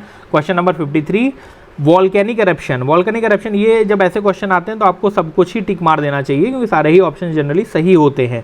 क्योंकि अगर एमिशन हो रहा है और वॉल्केनिक एरप्शन तो भाई अर्थ के कोर से निकल रहा है तो उसमें न जाने कितने तरीके के इंग्रेडिएंट्स हैं, तो ये सारे के सारे ही होते हैं। तो all 4 is the right answer, D. फिर क्वेश्चन नंबर 54, इसमें जो है आइसोथर्मल मैप्स की बात की जा रही है और इसमें पहला वाला तो ठीक है लेकिन सेकंड वाला ठीक नहीं है, तो आंसर वुड बी ए, ठीक है। आइसोथर्मल्स जो होते हैं they deviate to the north over the ocean and south over the continent, तो जनरली ये इन्होंने वैसे मेंशन नहीं किया है, तो इसको जो है क्वेश्चन किया जा सकता है इस क्वेश्चन को, ठीक है। अगर यूपीएससी कल को ड्रॉप करेगा तो ये क्वेश्चन मेरी नज़र में ड्रॉप करेगा क्योंकि इन्होंने जनवरी दे दिया है, आइसोथर्मल मैप्स की बात कर दी है, लेकिन इन्होंने नॉर्दर्न एंड सदर्न हेमिस्फीयर नहीं दिया है। कोई चैलेंज करना चाहे तो इस क्वेश्चन को चैलेंज कर सकता है क्योंकि इसके बगैर अगर कोई इसको डिक्लेयर करना चाहे कि पहला स्टेटमेंट गलत है तो किस कॉन्टेक्स्ट में गलत हो जाएगा, ये साउथ सदर्न हेमिस्फीयर के कॉन्टेक्स्ट में ये स्टेटमेंट इमीडिएटली गलत हो जाएगा। ये नॉर्दर्न हेमिस्फीयर के कॉन्टेक्स्ट से बनाया गया लेकिन चूंकि क्वेश्चन में मेंशन नहीं है नॉर्दर्न हेमिस्फीयर, तो इस क्वेश्चन को चैलेंज इजीली किया जा सकता है। फिलहाल इसका आंसर ए होगा। Question number 55, which of the following countries are well known as the 2 largest cocoa producers, ठीक है। आंसर वुड बी सी, कोटे डे आइवर एंड घाना, ठीक है। ये स्टैटिस्टिक्स है, देखिए 22 मई 2024, वैसे तो ये रेगुलरली ही आता रहता है तो इसमें कुछ डेट से फ़र्क नहीं पड़ता है, लेकिन इसका आंसर के लिए मैंने यहाँ पर मेंशन किया हुआ है कि 50% से ज़्यादा कोको जो है ये 2 कंट्रीज़ प्रोड्यूस करती हैं, 50% से ज़्यादा आता है कोटे डे आइवर एंड घाना से, ठीक है। फिर क्वेश्चन 56, इसका आंसर जो है ये देखिए मैप यहाँ पर देखेंगे तो क्लियर हो जाएगा। Answer would be B, Gomti पहले है, फिर घाघरा है, फिर गंडक है, फिर कोसी है, ठीक है, क्योंकि इन्होंने स्पेशली मेंशन किया है प्रयागराज के नीचे। तो ये देखिए ये है प्रयागराज हमारा मैप में, और प्रयागराज के नीचे जब हम जा रहे हैं, इसको मैं जूम करके दिखा देता हूँ आपको। ये देखिए ये गोमती नदी है, ये आ रही है यहाँ पर प्रयागराज के नीचे, और ये यहाँ पर मिल गई है, ये यहाँ पर मिली है, ठीक है। ये घाघरा है आपकी, ये यहाँ पर मिल रही है। गंडक ये रही आपकी, ये यहाँ पर मिल रही है, और फिर आगे ये कोसी रही, और ये यहाँ पर मिल रही गंगा से, ठीक है। तो ये गोमती है, घाघरा, गंडक, कोसी, इस ऑर्डर में मिल रहा है। तो ये आप मैप से देख सकते हैं प्रयागराज के नीचे गंगा से जो मिल रही है कंट्रीज, ठीक है। फिर आंसर इसका बी हो जाएगा। क्वेश्चन नंबर 57 की बात करूँ, rainfall is one of the reasons, तो ये इसका स्टेटमेंट भी जो ए दिया हुआ है ऑप्शन में ये सही है। स्टेटमेंट 2 स्टेटमेंट 3 सही हैं, और दोनों ही एक्सप्लेन करते हैं स्टेटमेंट 1 को। स्टेटमेंट 2 क्या है, रेन वाटर के अंदर कार्बन डाइऑक्साइड होता है, बिल्कुल ठीक बात है, यही कार्बोनेशन प्रोसेस को लीड करता है, ठीक है। कार्बोनेशन हम आपको याद होगा एनसीईआरटी जब हम पढ़ते हैं उसमें ये वेदरिंग वाला चैप्टर पढ़ते हैं, तो वेदरिंग में जब केमिकल वेदरिंग की बात हो रही होती है, तो केमिकल वेदरिंग में कार्बोनेशन एक प्रोसेस होती है, ठीक है, वो इसी कार्बन डाइऑक्साइड की वजह से होती है। तो एनसीईआरटी का सवाल है, बेसिक सा सवाल है, लेकिन नो डाउट ये सवाल बेसिक हो सकता है, लेकिन कैटेगरी इसकी इजी नहीं है, ठीक है, क्योंकि आप कंफ्यूज होते हैं पेपर के टाइम पर इसको अटेम्प्ट करना, 3 स्टेटमेंट दिए हों और आउटराइटली देखें यहाँ से बनाना वीडियो लेक्चर और उसको प्रेजेंट करना विद इंफॉर्मेशन और पेपर हॉल में अटेम्प्ट करना, ठीक है, तो ये इजी नहीं होता है। तो इसलिए इसको बहुत ही सिंपल भी नहीं बोल सकते, क्योंकि इन्होंने जो ऑप्शंस दिए हुए वो उस तरीके के नहीं है, ठीक है। तो यहाँ पर फिलहाल स्टेटमेंट तीनों ही ठीक है और आंसर इसका ए होगा। इसमें एटमॉस्फेरिक ऑक्सीजन भी होती है, और ये रेन वाटर में पाई जाने वाली ऑक्सीजन जो है एटमॉस्फेरिक ऑक्सीजन, ये जो ऑर्डिनरी वाटर के अंदर ऑक्सीजन होती है उससे भी कहीं ज़्यादा होती है, ठीक है। Answer would be A. Question number 58 की बात करते हैं, नॉर्थ सी से कौन कौन बाउंड्री करता है, तो जर्मनी और नॉर्वे करता है। ये नॉर्थ सी का मैप रहा आपका, ये रहा नॉर्वे और ये रहा आपका जर्मनी, जर्मनी का ये रहा बॉर्डर, ठीक है। नेदरलैंड्स भी नॉर्थ सी को बॉर्डर कर रहा है, बेल्जियम भी कर रहा है, ठीक है, इधर यूके भी कर रहा है, नॉर्वे कर रहा है, डेनमार्क कर रहा है, ठीक है। और बाकी जो कंट्रीज है फिनलैंड हो गया और रशिया, ये एक्चुअली आपका बाल्टिक सी को करते हैं। अगर आप मैप को थोड़ा सा सिंसियरली देखेंगे तो आप पाएंगे कि बाल्टिक सी की तरफ ये दोनों कंट्रीज है, ये यहाँ लोकेटेड नहीं है, ठीक है। Answer would B 2। Question number 59 की बात करते हैं, धुआंधार जो है, धुआंधार आपका नर्मदा है और भेड़ा घाट रीजन में, ठीक है, भेड़ा घाट जो कि जबलपुर डिस्ट्रिक्ट जहाँ पर लोकेटेड है। अब इंपॉर्टेंट थिंग यहाँ पे देखने वाली की है क्या है कि अगर किसी को जबलपुर या धुआंधार या इसके बारे में आइडिया नहीं है तो मैं बता दूं कि जो ये जैसे मान लीजिए आपका मध्य प्रदेश है तो इसका वेस्टर्न पार्ट जो है ये तो आपका जो है मालवा है, ठीक है, लेकिन ये जो लोकेटेड आपका धुआंधार ये कहीं इधर सेंट्रल की तरफ लोकेटेड है जबलपुर, ठीक है, इसलिए पहले वाले में रीजन मालवा नहीं आएगा, इसलिए ये गलत हो जाता है। हुंड्रू फॉल्स छोटा नागपुर प्लेटू पे ही है, सुवर्णरेखा रिवर के थ्रू ही बनते हैं, ठीक है। तो यहाँ पे हुंड्रू फॉल्स जो है located in on Ranchi Purulia highway in the state of Jharkhand में, ठीक है, छोटा नागपुर प्लेटू में। और सुवर्णरेखा रिवर है 98 मीटर्स की ऊंचाई से ये गिरते हैं। ये देखिए मैंने मालवा के रीजन के भी बहुत सारे जो वेस्टर्न यूपी में लोकेटेड है इसके डिस्ट्रिक्ट्स भी यहाँ पे लिखे हुए हैं, जैसे अगर है, देवास है, धार है, Indore, Jhabua, Mandsaur, Neemuch, Rajgarh, Ratlam, Shajapur, Ujjain and parts of Guna and Sehore district. तो इतने डिस्ट्रिक्ट्स में मालवा है, लेकिन कहीं भी जबलपुर नहीं है जहां पर हमारी नर्मदा नदी और धुआंधार वाटरफॉल्स लोकेटेड है। मालवा रीजन राजस्थान में भी है, कहां पर, झालावाड़ डिस्ट्रिक्ट में, और कुछ कोटा, बांसवाड़ा और प्रतापगढ़ डिस्ट्रिक्ट में, ठीक है। तो याद रखिएगा आने वाले टाइम में आपकी इन्फॉर्मेशन बेस के लिए कि मालवा रीजन कहां पर लोकेटेड है। फिर हुंड्रू फॉल्स की हमने बात कर ही ली है।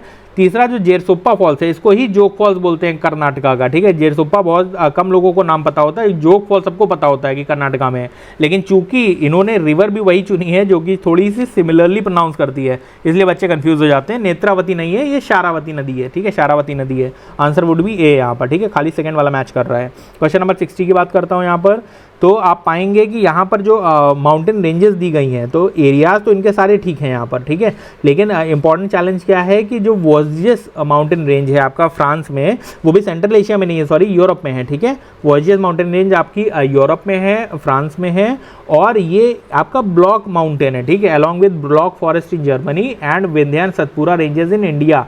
ये ब्लॉक माउंटेन्स की कैटेगरी में आते हैं, फोल्ड में नहीं आते, तो पहला स्टेटमेंट गलत हो जाता है। एल्प्स जो होते हैं आपके ये यंग फोल्ड माउंटेन्स होते हैं, तो ये ब्लॉक नहीं होते, दूसरा गलत हो गया।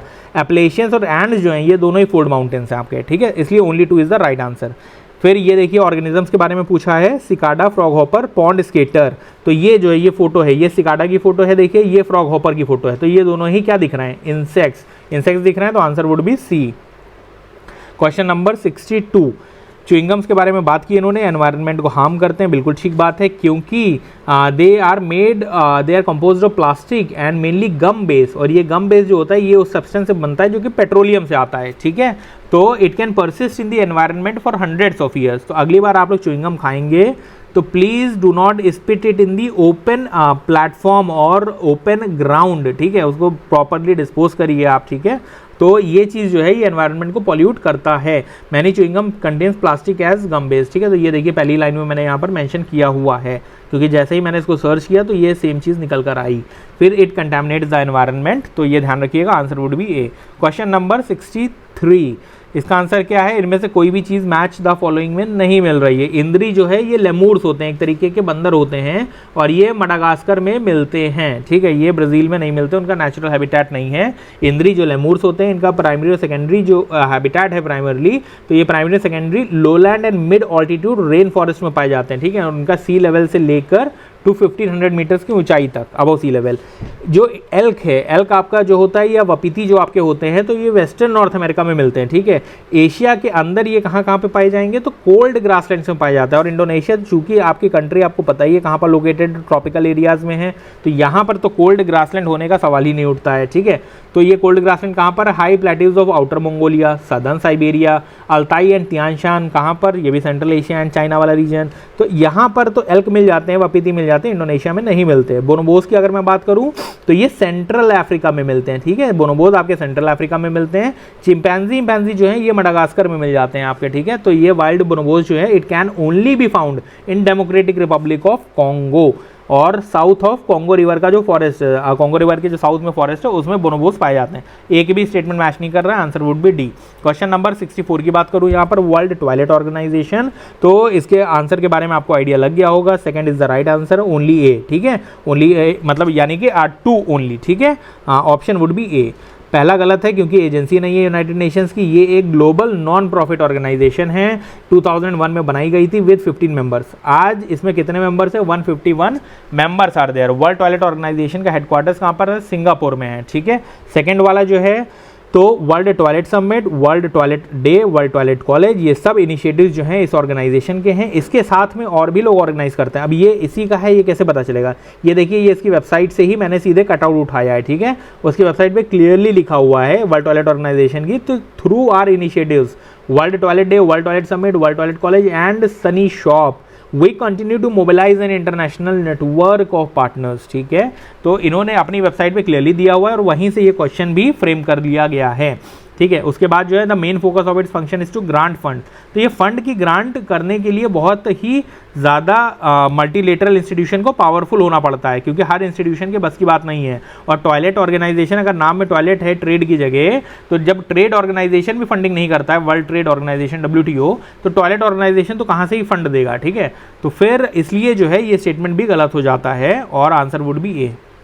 फिर आगे चलते हैं हम लोग, question number 65, lions do not have a particular breeding season, ये न्यूज़ में आप लोग सीधे देख सकते हैं। African lions have no particular breeding season, और वो रैंडम चलती हैं चीज़ें, थ्रू आउट ईयर चलती हैं चीज़ें। फिर सेकंड में जो है unlike most other big cat, cheetahs do not roar, तो ये भी मैंने प्रॉपर मेंशन किया है। ये देखिए डेक्कन हेराल्ड का न्यूज़ है। और did you know fast but dismal Hunter, चीताज do not roar, ऐसा ही हेडिंग था इनका।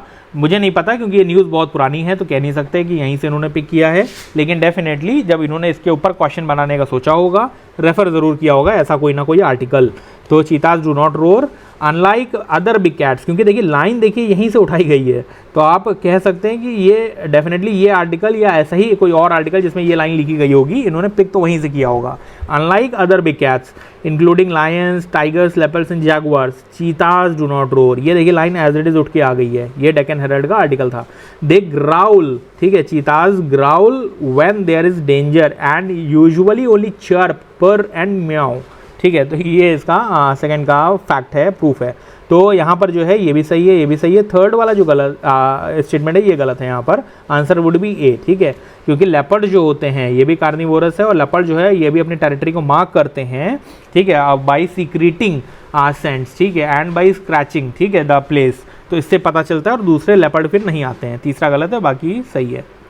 Question 66, 100 million farmers, answer would be A. ठीक है, ये प्लेटफॉर्म है which supports private and public leaders to position food and farmers as central pillars on global climate. ठीक है, और ये वर्ल्ड इकोनॉमिक फोरम के द्वारा प्रमोट किया जा रहा है। आंसर इसका ए हो जाएगा। क्वेश्चन 67 की बात करता हूँ, डिस्ट्रीब्यूटेड एनर्जी रिसोर्सेज, ये सारे के सारे उसका वही है, मटीरियल है, कंटेंट है जो मैंने पिक किया, तो मुझे पता चला कि भाई ये सारे के सारे ही आंसर्स ठीक हैं।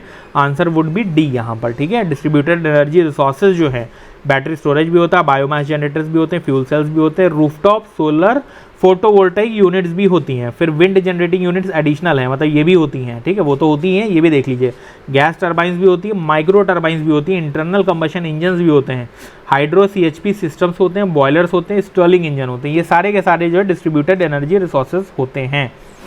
डिस्ट्रीब्यूटेड एनर्जी रिसोर्स होता क्या है? It refers to the often smaller generation units that are located on the consumer side of the meter। यानी हम और आप जो अपने एंड से लगा सकें पावर जनरेट करने वाली यूनिट को, एनर्जी डिस्ट्रीब्यूट करने वाली यूनिट को, उसको ही DER बोला जाता है। ठीक है, तो ये सारे के सारे इंडिविजुअल कैपेसिटी में भी लगाए जाते हैं। इसके लिए सरकार ही ज़रूरत नहीं है कि सरकार ही काम करे।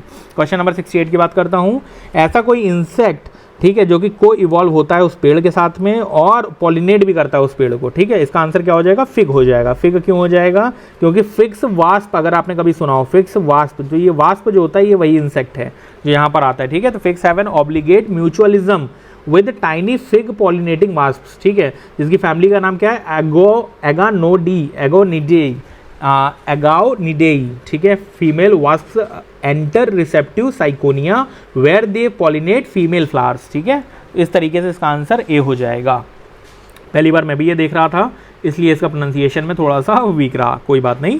Question number 69, butterflies, fish and frogs. ठीक है, इसमें से कौन सा पॉइजनस हो सकता है? तो हर एक स्पेशीज़ में कोई ना कोई पॉइजनस निकल ही आता है, तो इसलिए आंसर इसका, अगर नॉर्मल आपको टिक मारना ही होता, चांस लेना होता, तो भी आप 3 ही मारते। ठीक है, तो बटरफ्लाइज, फिश एंड फ्रॉग सब में ही जो होते हैं पॉइजनस स्पीशीज होती हैं। क्वेश्चन नंबर 70 की बात करता हूँ, इसमें से इंडिया का कौन सा नहीं है? तो इसमें से सिर्फ एक ही इंडिया का है और बाकी 2 नहीं है। कैश्यू पपाया नहीं है, और रेड सैंडल्स इंडिया का इंडिजिनस नेटिव स्पीशीज है, which is native to India in Andhra Pradesh. ठीक है, तो only 1 is the answer, A is the answer. ठीक है, अगर आपने देखा होगा तो पुष्पा पिक्चर जो आई थी, ठीक है, अल्लू अर्जुन की, कि ना रोकेगा ना डरेगा, ठीक है, रुकेगा नहीं, तो वो कहाँ से आया है? वो रेड सैंडल्स की बात कर रहे हैं वहाँ पे, लाल चंदन की। ठीक है, रेड सैंडलवुड की बात हो रही है, यही नेटिव स्पीशीज़ है इंडिया की। ठीक है, और इसका ट्रेड रेगुलेट किया जाता है स्टेट के द्वारा।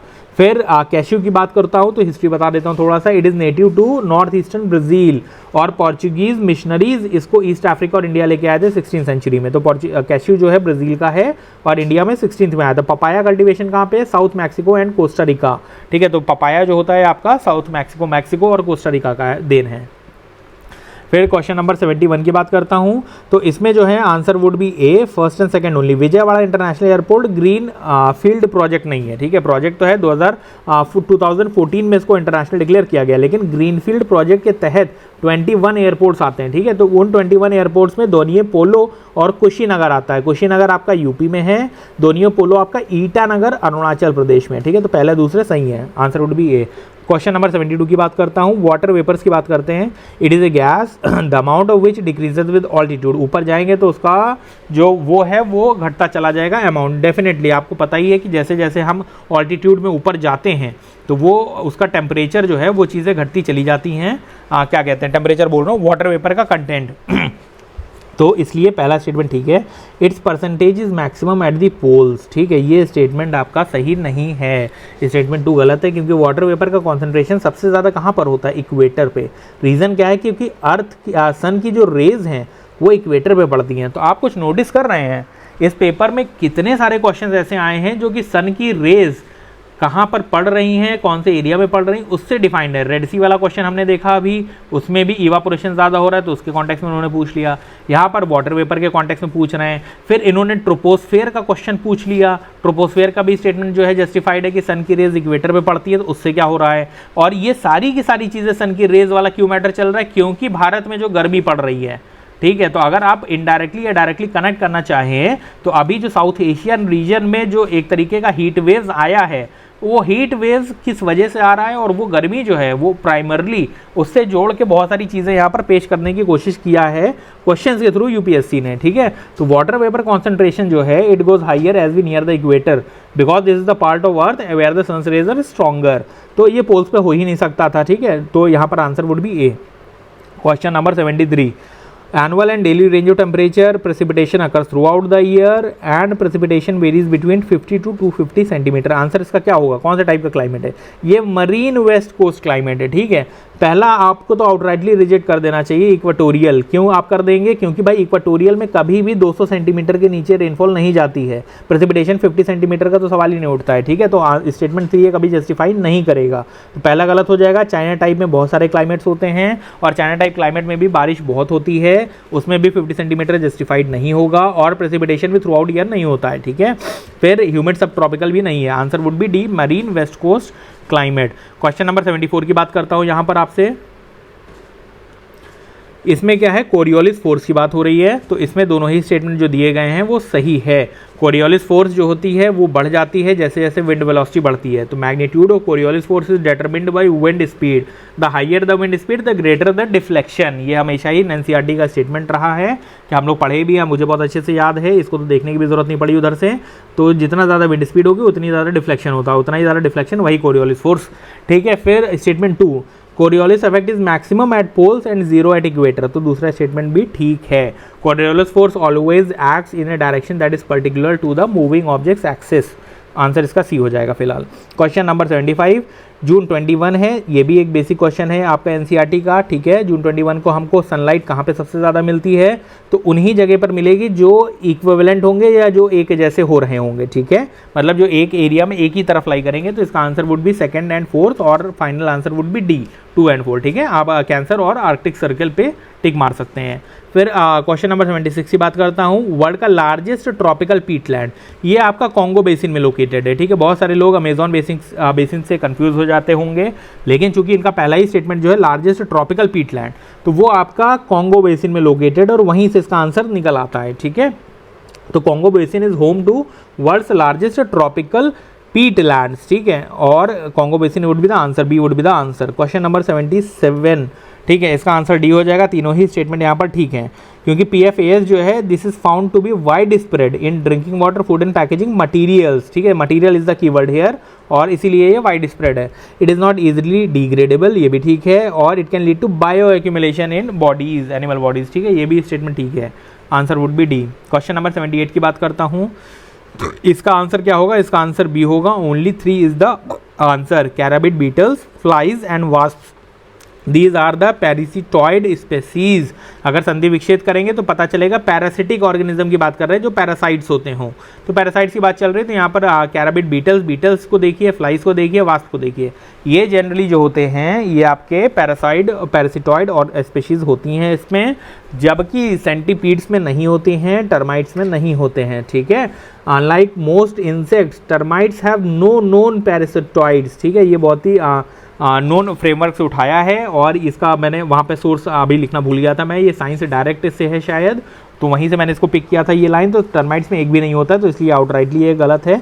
4 नहीं होगा, सेंटीपीड्स में भी नहीं होता है, ठीक है। These are predatory arthropods, not centipede जो होते हैं दीज आर प्रीडेटरी आर्थ्रोपॉड्स, नहीं, ठीक है, ये पैरासिटॉइड नहीं होते हैं। तो आंसर इसका क्या हो जाएगा यहाँ पर? Only 3 B. क्वेश्चन नंबर 75 की बात करते हैं, 79 की बात करते हैं हम लोग यहाँ पर। ग्राउंड नट, हॉर्स ग्राम, सोयाबीन, इनमें से कौन सा पी फैमिली को बिलोंग करता है? तो देखिए ग्राउंड नट, सोयाबीन तो सीधे सीधे पी फैमिली है। हॉर्स ग्राम जब आप पढ़ेंगे तो पता चलेगा लेग्यूमिनस क्रॉप्स होती हैं, ठीक है, लेग्यूमिनस क्रॉप्स होती हैं, लेकिन जो लेग्यूमिनस क्रॉप्स होती हैं वो सारी की सारी पी फैमिली को बिलोंग करती हैं, यानी कि जितनी जितनी दाल हैं, पल्सेस जिनको हम बोलते हैं ना, ये सब पी फैमिली को बिलोंग करता है, इसलिए आंसर इसका तीनों हो जाएगा, ओनली 3, ऑल 3, ठीक है। Answer would be C. Horse gram belongs to family Fabaceae, a leguminous major crop of ancient India, ठीक है, native to south east Asia and tropical Africa. तो हॉर्स ग्राम वैसे पढ़ लीजिए, आपको पता होना चाहिए। इस बार इन्होंने नेटिविटी पे भी सवाल पूछा है बहुत सारे क्रॉप्स के। तो हॉर्स ग्राम जो है ये साउथ ईस्ट एशिया का नेटिव है, ट्रॉपिकल अफ्रीका का नेटिव है। और ये जितने भी पल्सेज हैं, ये आगे के आपकी इन्फॉर्मेशन के लिए बता रहा हूँ, सारे के सारे पल्सेज जो होते हैं वो पी फैमिली को बिलोंग करती हैं। तो ये भी एक पल्स है, इसलिए पी फैमिली में आ गई। ओनली 3 ऑल 3, ठीक है। क्वेश्चन नंबर 80 की बात करता हूँ। इंडियन फ्लाइंग फॉक्स वर्मिन होता है, बिल्कुल ठीक बात है। इंडियन फ्लाइंग फॉक्स जो है it feeds on the blood of other animals, ये गलत स्टेटमेंट है। ये नॉक्टर्नल होता है and feeds mainly on ripe fruits such as mangoes and bananas and nectar of a flower, ठीक है। तो ये इस पे जिंदा रहता है, ठीक है। तो ये वर्मिन डिक्लेयर किया गया था इसको क्योंकि इसके डिस्ट्रक्टिव टेंडेंसीज थी। ये फ्रूट फार्म्स जो है उनको एकदम खत्म कर देता है, बर्बाद कर देता है, इसलिए इसको वर्मिन डिक्लेयर किया गया। तो आंसर वुड बी सी, पहला सही दूसरा गलत। क्वेश्चन नंबर 81 की बात करते हैं। टोटल फर्टिलिटी रेट, इसमें बहुत कुछ समझाना नहीं है, answer would be D. Average number of live births a women would have by the end of her childbearing as.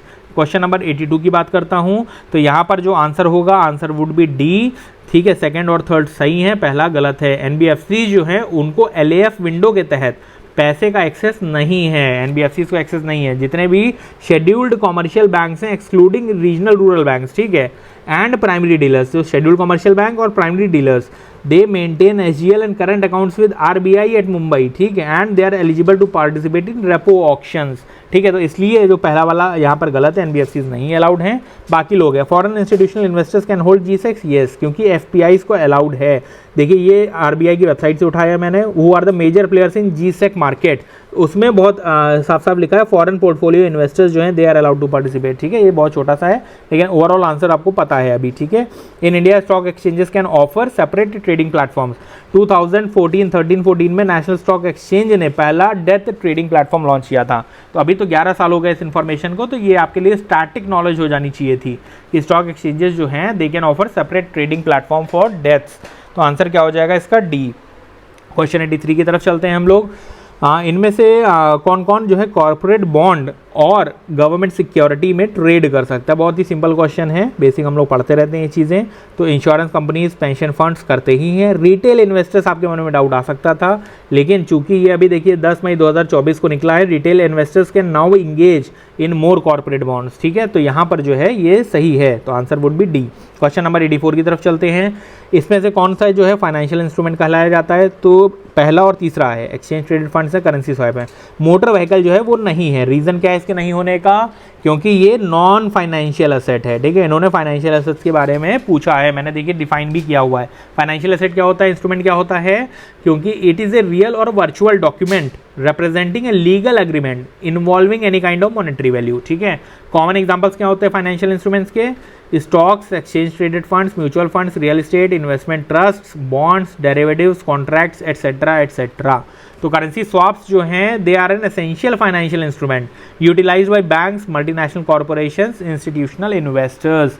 फिर अगर नॉन फाइनेंशियल एसेट्स की बात करूं तो क्या है? Motor vehicle, equipment, machinery. तो इसलिए आंसर इसका क्या हो जाएगा? पहला और तीसरा यानी डी। क्वेश्चन नंबर 85 की बात करते हैं। ये भी क्वेश्चन जो है इसका आंसर बी होगा, ओनली 2। कौन कौन से हैं अगर आप देखेंगे तो only 2 and 4 are correctly match. Dairy farm is a primary sector activity और weaving cloth is a secondary sector activity. Mineral exploration आपका प्राइमरी में आता है, स्टोरेज ऑफ एग्रीकल्चरल प्रोड्यूस जो है आपका वो भी प्राइमरी में आ जाता है, टर्शरी में आता है बल्कि वो, ठीक है, क्योंकि स्टोरेज की बात कर रहा है। और टर्शरी और service sector provide support to process of production, ठीक है। It includes transportation, storage and marketing, sale of products. तो ये स्टोरेज यहाँ पर है, ठीक है। फिलहाल इसका आंसर बी है। क्वेश्चन नंबर 86 की बात करता हूँ। यहाँ पर सस्टेनेबल एविएशन फ्यूल को कौन सा फीड स्टॉक यूज़ करके बनाया जा सकता है? ये सारे के सारे फीड स्टॉक की तरह यूज़ हो सकते हैं। Answer would be C 1, 2, 3 and 4। Agricultural residue, corn grain, waste water, wood, mill waste, सारा यूज़ कर सकते हैं, ठीक है। क्वेश्चन नंबर 87 की बात करते हैं। इसमें से वर्किंग कैपिटल, फिक्स कैपिटल पे पूछ रहा है, इसमें भी आंसर बी होगा। पहला और दूसरा जो है फिक्स्ड कैपिटल है, ठीक है। पहला दूसरा कौन सा फिक्स्ड कैपिटल है? यानी farmer's plough is a fixed capital, तो यानी पहला गलत है। दूसरा computer is a fixed capital, एकदम ठीक बात है। तीसरा और चौथा is a working capital, third and fourth is a working capital. Yarn used by the weaver, it is a working capital, तो तीसरा गलत हो गया। Petrol is a working capital, ये सही हो गया। तो यानी कि second and fourth is the right answer, इसलिए ओनली 2, ठीक है। फिक्स्ड कैपिटल वो असेट्स होते हैं which are permanent in nature, है ना, and are not intended to be disposed. अब यार्न यूज्ड बाई वीवर जो है, ये तो लगातार आप यूज़ कर रहे हो, परमानेंट किस तरीके से हो सकता है, तो वर्किंग ही ना होगा ये चीज़, है ना। और फार्मर का प्लाउ, अगर वो जोत रहा है किसी चीज़ से तो वो तो परमानेंट नेचर का है, वो वर्किंग कैसे हो सकता है भला, वर्किंग क्योंकि लगातार यूज़ होता रहता है, ठीक है, तो इसलिए ये गलत है। Only 2 is the right answer. Question number 88 की बात करते हैं हम लोग। ये मेटावर्स की डेफिनेशन है। यहाँ पर मेटावर्स में आप बहुत सारे फेलो बीइंग से मिल सकते हैं, लेकिन होंगे क्या कि वो भी अपने अवतार में होंगे, ठीक है, और उनसे ही 3D वर्चुअल वर्ल्ड में आप मुलाकात कर सकते हैं साइमल्टेनियसली। मेटावर्स की डेफिनेशन है ये। क्वेश्चन नंबर 89, इसमें आरबीआई के बारे में पूछ रहा है और फॉरेन बैंक्स की, मतलब फॉरेन बैंक्स को किस तरीके से आरबीआई ट्रीट करता है, उसके लिए क्या रूल्स एंड रेगुलेशंस हैं। तो पहला स्टेटमेंट क्या है, नो मिनिमम कैपिटल रिक्वायरमेंट, ऐसा नहीं है, ठीक है। 300 करोड़ और 500 करोड़ ये 2 तरीके के फिगर्स हैं, इसमें ये लागू होते रहते हैं। फिर होली ओन्ड बैंकिंग सब्सिडरीज जो इंडिया में है, at least 50% of board members should be Indian nationals, ठीक है, तो इंडियन नेशनल्स जो कि रेसिडेंट इन इंडिया हों, ठीक है। तो उसके बारे में ये मैंने आरबीआई के ही वेबसाइट से पिक किया है आपके लिए। The composition of the board of directors should meet the following requirements. तो पहला क्या है, not less than 50% of the directors should be Indian nationals resident in India, इसलिए दूसरा ठीक है, यहाँ पर answer would be B. Question number 90 की बात करते हैं, कॉर्पोरेट सोशल रिस्पॉन्सिबिलिटी की। तो इसमें जो है पहला सही है, दूसरा गलत है, answer would be A, corporate social responsibility में। क्वेश्चन नंबर 91 की बात करते हैं, radio isotope thermo electric generators की, ठीक है, इसमें आंसर क्या होगा, second and third is the right one, ठीक है। पहला गलत है, मिनिएचर फिजन रिएक्टर्स नहीं होते हैं, ठीक है। सेकंड ठीक है, it is used for powering the onboard system of spacecrafts, और इसमें जो है प्लूटोनियम 238 भी यूज़ कर लिया जाता है, तो आंसर इसका बी होगा, second and third. Question number 92 की बात करते हैं, giant stars live much longer than dwarf stars. पहला गलत है, दूसरा ठीक है। अगर दूसरा ठीक है कंपेयर टू डॉर्फ स्टार्स, ये देखिए दोनों ही स्टेटमेंट आपस में कॉन्ट्रडिक्ट कर रहे हैं, तो इससे ही आप किसी एक पे कंक्लूजन में आ सकते थे। डॉर्फ स्टार्स के मुकाबले giant stars have a greater rate of nuclear reaction, और अगर greater rate of nuclear reaction है तो ये जाहिर सी बात है शॉर्टर टाइम के लिए जिंदा रहेंगे ना, खाली अगर रिएक्ट जल्दी कर रहे हैं तो इनके पास का जो फ्यूल है, फ्यूल क्या होता है इनका, हीलियम होता है, हाइड्रोजन होता है, वो जल्दी खत्म हो जाएगा ना, इनका जल्दी खत्म हो जाएगा, तो लंबा कैसे रुकेंगे, तो स्टेटमेंट 1 गलत हो जाता है, आंसर क्या हो जाएगा, डी। क्वेश्चन नंबर 93 की बात करता हूँ, इसमें से कौन सा जो है ह्यूमन बॉडी जो है सिंथेसाइज करती है और फिर डायलेट करती है ब्लड वेसल्स को, ठीक है, और हेल्प करती है ब्लड वेसल्स को डायलेट करने में, nitric oxide is the right answer, nitric oxide यहाँ पर, ठीक है, क्योंकि इसका मोस्ट इंपॉर्टेंट फंक्शन क्या है, vasodilation. Vasodilation means relaxing the inner muscles of the blood vessels, ठीक है, ये वही चीज़ है जो क्वेश्चन कह रहा है, nitric oxide is the right answer here. Question number 94, identification, इसमें रडार कहाँ कहाँ यूज़ कर सकते हैं, ठीक है, तो देखिए सेकंड और थर्ड जो है मॉनिटरिंग ऑफ प्रेसिपिटेशन और tracking the migration of animals, ये तो बहुत इजीली कर सकते हैं। पहले में जो आइडेंटिफिकेशन नार्कोटिक्स है, इसके बारे में कैसे कॉन्क्लूसिवली बोला जाए, ठीक है, तो रडार डिटेक्ट का मेन काम क्या है कि जो आपका जो स्पीड है उसको ये मेजर करता है, कोई लोग जा रहे हैं या कोई एनोमली है, ठीक है, किसी स्ट्रक्चर में कोई एनोमली है तो उसको डिटेक्ट करता है, तो यहाँ पर जो है आंसर जनरली इसका सी होगा, क्योंकि जो आइडेंटिफिकेशन नार्कोटिक्स हो रही है इनडायरेक्टली रडार गन्स होती हैं, वो मदद करती हैं, ठीक है, रडार को हम यूज़ कर सकते हैं। क्वेश्चन कह रहा है in how many of the above activities can the radars be used, तो रडार्स क्या यूज़ कर सकते हैं, तो हाँ एक चांसेस है कि उसको यूज़ कर सकते हैं हम इसमें, और आंसर इसका सी हो जाएगा सारे में, ठीक है। फिर क्वेश्चन नंबर 95, ठीक है, इसमें से 5th जनरेशन कौन सा है, इनमें से एक भी नहीं है। रफाल जो है 4.5 जनरेशन है, मिग जो है 4th जनरेशन है, तेजस MK1 4.5 जनरेशन है, तो answer would be D. 5th generation है कौन कौन से, 5th जनरेशन अभी जो है प्रोडक्शन में चल रहे हैं, अभी बहुत ज़्यादा रिप्रोड्यूस नहीं हुए, एक्सेप्ट अमेरिका का जो F-22 रैप्टर है ये 5th जनरेशन फाइटर जेट है, और बाकी जो अभी इन प्रोडक्शन है वो कौन से हैं, चाइना का चेंगडू J-20, रशिया का सुखोई Su-57 और यूएसए का फर्दर एक और है लॉकहीड मार्टिन का F-35 लाइटनिंग, ठीक है, ये 3 अभी प्रोड्यूस हो रहे हैं, ये 5th जनरेशन होंगे, बाकी F-22 रैप्टर जो है ऑलरेडी है, ठीक है, यही एकलौता 5th जनरेशन है, अभी पहला भी है। फिर 96 की बात करूं, क्वेश्चन नंबर 96 की, इसका आंसर डी हो जाएगा, सारे के सारे सही हैं। हाइड्रोजेल्स को इसमें हम हर जगह यूज़ कर सकते हैं, हाइड्रोजेल्स का देखिए बायो मेडिकल फील्ड में एप्लीकेशन होता है और एयर कंडीशनिंग फील्ड में होता है, तो उसमें अगर आप ऑप्शंस देखेंगे तो hydrogels are widely used in biomedical field such as drug release, पहला ही है, ठीक है, फिर medical dressing, gum tissue regeneration, bone repair and all, पहला और तीसरा जो है बायोमेडिकल फील्ड की बात हो रही है, और सेकंड जो मोबाइल एयर कंडीशनिंग है वो एयर कंडीशन वाले ऑप्शन से आ रहा है, ठीक है, इसमें जो है 99% तक वाटर कंटेंट होता है हाइड्रोजेल में, इसलिए तीनों में यूज होता है, D is the right answer. Question number 97, fuel cell electric vehicles की अगर मैं बात करूं यहाँ पर, तो they are powered by hydrogen, ठीक है, और उसमें एग्जॉस्ट में क्या निकलता है, तो उसमें एग्जॉस्ट में वाटर वेपर निकलता है, ठीक है। Fuel cell electric vehicles are powered by hydrogen, they are more efficient than conventional internal combustion engines, ठीक है, and they only emit water vapour and warm air. तो यहाँ पर अगर वार्म एयर लिखा होता तो भी आंसर सही होता, आंसर वुड बी डी। 98 की बात करूँ, पम्प्ड स्टोरेज हाइड्रो पावर, ये हम कहाँ पर यूज़ करते हैं, किस कॉन्टेक्स्ट में, तो इसका आंसर क्या हो जाएगा, सी, लॉन्ग ड्यूरेशन एनर्जी स्टोरेज में, ठीक है। पम्प्ड स्टोरेज हाइड्रो पावर में हम इसको यूज़ करते हैं, और यहाँ पर ये इसका राइट आंसर होगा। पहला नोन जो था ये पम्प्ड स्टोरेज हाइड्रो पावर का, ये इटली और स्विट्जरलैंड में मिला था 1890s में, और उसके बाद पहली बार यूज़ कहाँ पर हुआ, 1930 यूएसए में, जिसका कॉन्क्लूसिव एविडेंस है, ठीक है, उसका एविडेंस नहीं है लेकिन कहा जाता है। Question number 99, membrane bioreactors, membrane bioreactors जो होते हैं they are discussed in context of waste water treatment technology, ठीक है। मेम्ब्रेन रिएक्टर्स जो होते हैं वेस्ट वाटर ट्रीटमेंट टेक्नोलॉजी में यूज़ किए जाते हैं। फिर क्वेश्चन नंबर 100 की बात करता हूँ, collateral borrowing and lending obligations, इसका answer would be money market. तो सिर्फ और सिर्फ एक क्वेश्चन है जहाँ पर मैंने बोला कि यूपीएससी को चैलेंज किया जा सकता है, नॉर्दर्न हेमिस्फीयर वाला आइसोथर्मल वाला क्वेश्चन, ठीक है। उसके सिवा बाकी सारे के सारे आंसर्स मैंने यहाँ पर जो बताए ये ऑलमोस्ट ठीक होंगे, इसमें से एक भी क्वेश्चन पे डाउट उठने की संभावना नहीं है, क्योंकि मैंने न्यूज़पेपर के आर्टिकल्स को ही साइट किया है यहाँ पर सीधे सीधे, विच यू कैन यूज़, ठीक है, कि भाई आंसर एकदम यहाँ पर ठीक है। और इसके साथ ही अगर मैं बात करूँ तो ये टेस्टिमोनियल्स हैं कुछ, इस बार के टॉपर्स हैं हमारे आईएएस शिवांश अस्थाना जी, जो कि लखनऊ से ही हैं, और इन्होंने काफ़ी कुछ यहाँ पर ज़िद्दी विद्यार्थी मेंटरशिप में सीखा है। तो लर्निंग जो है वो लगातार कंटिन्यू रहनी चाहिए आपको, और बनाए रखिए उसको, पेपर कैसा भी गया हो आपको मेहनत करते रहना है जीवन में, ठीक है, कुछ ना कुछ लाइफ में बनना है। फिर ये बाकी के टेस्टिमोनियल्स हैं कुछ जो पुराने टॉपर्स रहे हैं ज़िद्दी विद्यार्थी की टीम से, ठीक है। सबसे पहले आप सब लोग जो है यहाँ पर सबसे पहले इस चैनल को सब्सक्राइब कर लीजिए, इस चैनल को शेयर करिए अपने फ्रेंड्स के साथ में। अगर आपको वीडियो समझ में आता है, ऐसे ही और भी वीडियोस और लेक्चर्स आते रहेंगे, अपडेट्स आपको मिलती रहेंगी करंट अफेयर्स के बारे में, और भी मैं कई मॉड्यूल लेकर आ रहा हूँ, तो उस पर भी हम लोग आगे जुड़ेंगे, ठीक है। बहुत सारे जो मेंस के रिगार्डिंग कंटेंट है अभी 2024, तो बहुत सारे मॉड्यूल्स आने वाले हैं, तो हम उससे काफ़ी कुछ सीखेंगे, ठीक है। ये यूट्यूब चैनल है, इसको तुरंत ही सब्सक्राइब कर लीजिए। ये टेलीग्राम चैनल का नाम है ज़िद्दी विद्यार्थी फॉर पब्लिक सर्विस, ज़िद्दी_विद्यार्थी_IAS, ठीक है। इस चैनल को तुरंत ही ज्वाइन कर लीजिए। इंस्टाग्राम आपकी मर्जी है, क्योंकि वहाँ पर अपडेट्स ज़्यादा तो नहीं होंगे अभी फ़िलहाल, जो सही है वही बता रहा हूँ, लेकिन हाँ टेलीग्राम पे मैं रेगुलरली अपडेट करता रहता हूँ, तो वहाँ से आपको बहुत सारी जानकारी मिलेगी। अब बात करते हैं एक्सपेक्टेड कट ऑफ की, ठीक है। आपने अभी पेपर डिस्कस किया पूरा, तो अगर मैं एक्सपेक्टेड कट ऑफ की बात करूँ तो पिछले 5 साल में जो हमने देखा है, ठीक है, और उस पेपर की डिफ़िकल्टी लेवल जो थी और 2024 का जो पेपर है इसका जो डिफ़िकल्टी लेवल है, तो उसमें काफ़ी अंतर है, ठीक है।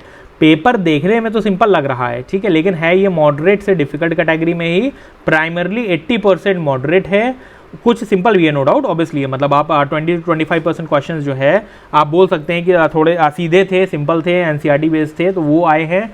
बाकी लेकिन अभी 65 क्वेश्चन जो होंगे वो आपके मॉडरेट होंगे, और रिमेनिंग आर द डिफिकल्ट, जिस पे इजीली आप आंसर्स नहीं दे सकते हैं, ठीक है। देखने में समझ में आएगा क्योंकि आप लोगों ने पढ़ा हुआ है, आप लोगों ने ये कंटेंट सुना है, अनहर्ड क्वेश्चंस हिस्ट्री से ही प्राइमरली आए हैं, बाकी चीज़ें आपने सुनी हुई हैं, लेकिन आप उसका आंसर क्लियरली नहीं दे सकते हैं। रीज़न क्या है, अब जैसे वो फिग का वास्प वाला था कि इंसेक्ट है, पॉलिनेट करता है, म्यूचुअलिज्म में है। अब ये हमने फिग भी सुन रखा है, वास्प भी सुन रखा है, लेकिन इसके आंसर पे आना ईजी नहीं होगा आप लोगों के लिए, ठीक है, आंसर इतना ईजी नहीं होगा। तो इसलिए अगर मैं यहाँ पर बात करूँ आप लोगों से, तो फिर मुझे जो लग रहा है कट ऑफ के बारे में कि कट ऑफ एग्जैक्टली क्या हो सकती है, ठीक है, अगर 5 साल को ट्रेस किया जाए और अभी की बात की जाए, तो मेरा अंदाज़ा यहाँ पर रहेगा अराउंड 96 to 98 का, ठीक है, 96 to 98 का रहने वाला है, क्योंकि इतना इजी पेपर भी नहीं था, लेकिन इतना डिफिकल्ट पेपर भी नहीं था, और सीसैट भी इवेंचुअली बहुत डिफिकल्ट नहीं है। अगर मैथ्स इनकी सिंपल आई है, तो यहाँ पर इंग्लिश जो है थोड़ी सी ट्रिकी इन्होंने बना दी, जो कि लो हैंगिंग फ्रूट हुआ करता था लोगों के लिए, तो ये थोड़ा सा डिफिकल्ट हुआ है यहाँ पर, और मैथ्स जो है ये थोड़ी सी ईजी हुई है लोगों के लिए, गो टू गो वाली चीज़ है। मैंने अपने जो मेंटरशिप में स्टूडेंट्स थे उनको भी बहुत बताया कि इस बार इंग्लिश पर फोकस नहीं करना, मैथ्स पे ज़्यादा करना, जनरली टीचर्स बताएंगे, लेकिन इसकी क्वांटिटी भी ज़्यादा आएगी, ठीक है। मैथ्स आपको अराउंड 70 मिनट्स के अराउंड यूज़ करना है टाइम, इंग्लिश कॉम्प्रिहेंशन पे 40 to 50 मिनट्स का ही टाइम देना है, और उसके अकॉर्डिंग आपको सॉल्व करना है। जीएस की बात करते हैं अगर हम यहाँ पर, तो फर्स्ट इंस्टेंस में पेपर सिंपल लग सकता है बहुत लोगों को, लेकिन है नहीं। तो कट ऑफ जो 75 थी लास्ट ईयर, तो डेफिनेटली उतनी नहीं जाएगी, ऊपर जाएगी, और ये 100 क्रॉस कर सकती थी, ठीक है, 100 कट ऑफ क्रॉस कर सकती थी अगर सीट्स 1056 नहीं होती और अराउंड 700 की रेंज में होती। चूंकि 1056 सीट्स हैं और अगर इसका 13x भी लिया जाता है तो around 14,000 students would be there, ठीक है, 14,000 होंगे। तो उस सूरत में 14 to 15,000 स्टूडेंट्स को अकोमोडेट करने के लिए जो गवर्नमेंट है, जो सरकार है, जो यूपीएससी है, वो जब इतने बच्चे दे रहे हैं तो वो कट ऑफ कहीं ना कहीं उसमें जो है नीचे जाती है, ठीक है, क्योंकि बहुत सारे बच्चों को अकोमोडेट करना है और सारे ही बच्चे 100 के ऊपर ले आएँ, ऐसा पॉसिबल नहीं होता है, कभी भी किसी भी पेपर में नहीं होता है, क्योंकि ये नीट एनटीए वाला पेपर नहीं है जहाँ पे पूरे के पूरे नंबर मिल जाएं लोगों को, ठीक है। ये यूपीएससी करा रहा है और यहाँ पर संभावना रहती है कि भाई आप जो है बहुत ही पारदर्शिता मैनर में होंगी चीज़ें, जो हमेशा ही हुई हैं पिछले 70 साल में। कट ऑफ आपका जो है इस रेंज में रहने की उम्मीद है, हो सकता है थोड़ा सा और नीचे जाए, क्योंकि number of students are like that, ठीक है। कुछ बच्चे जो हमेशा लाते रहे हैं, हर साल लाते हैं, कुछ बच्चे अच्छे मार्क्स लाते हैं 120 110, उनको हमें नहीं देखना है।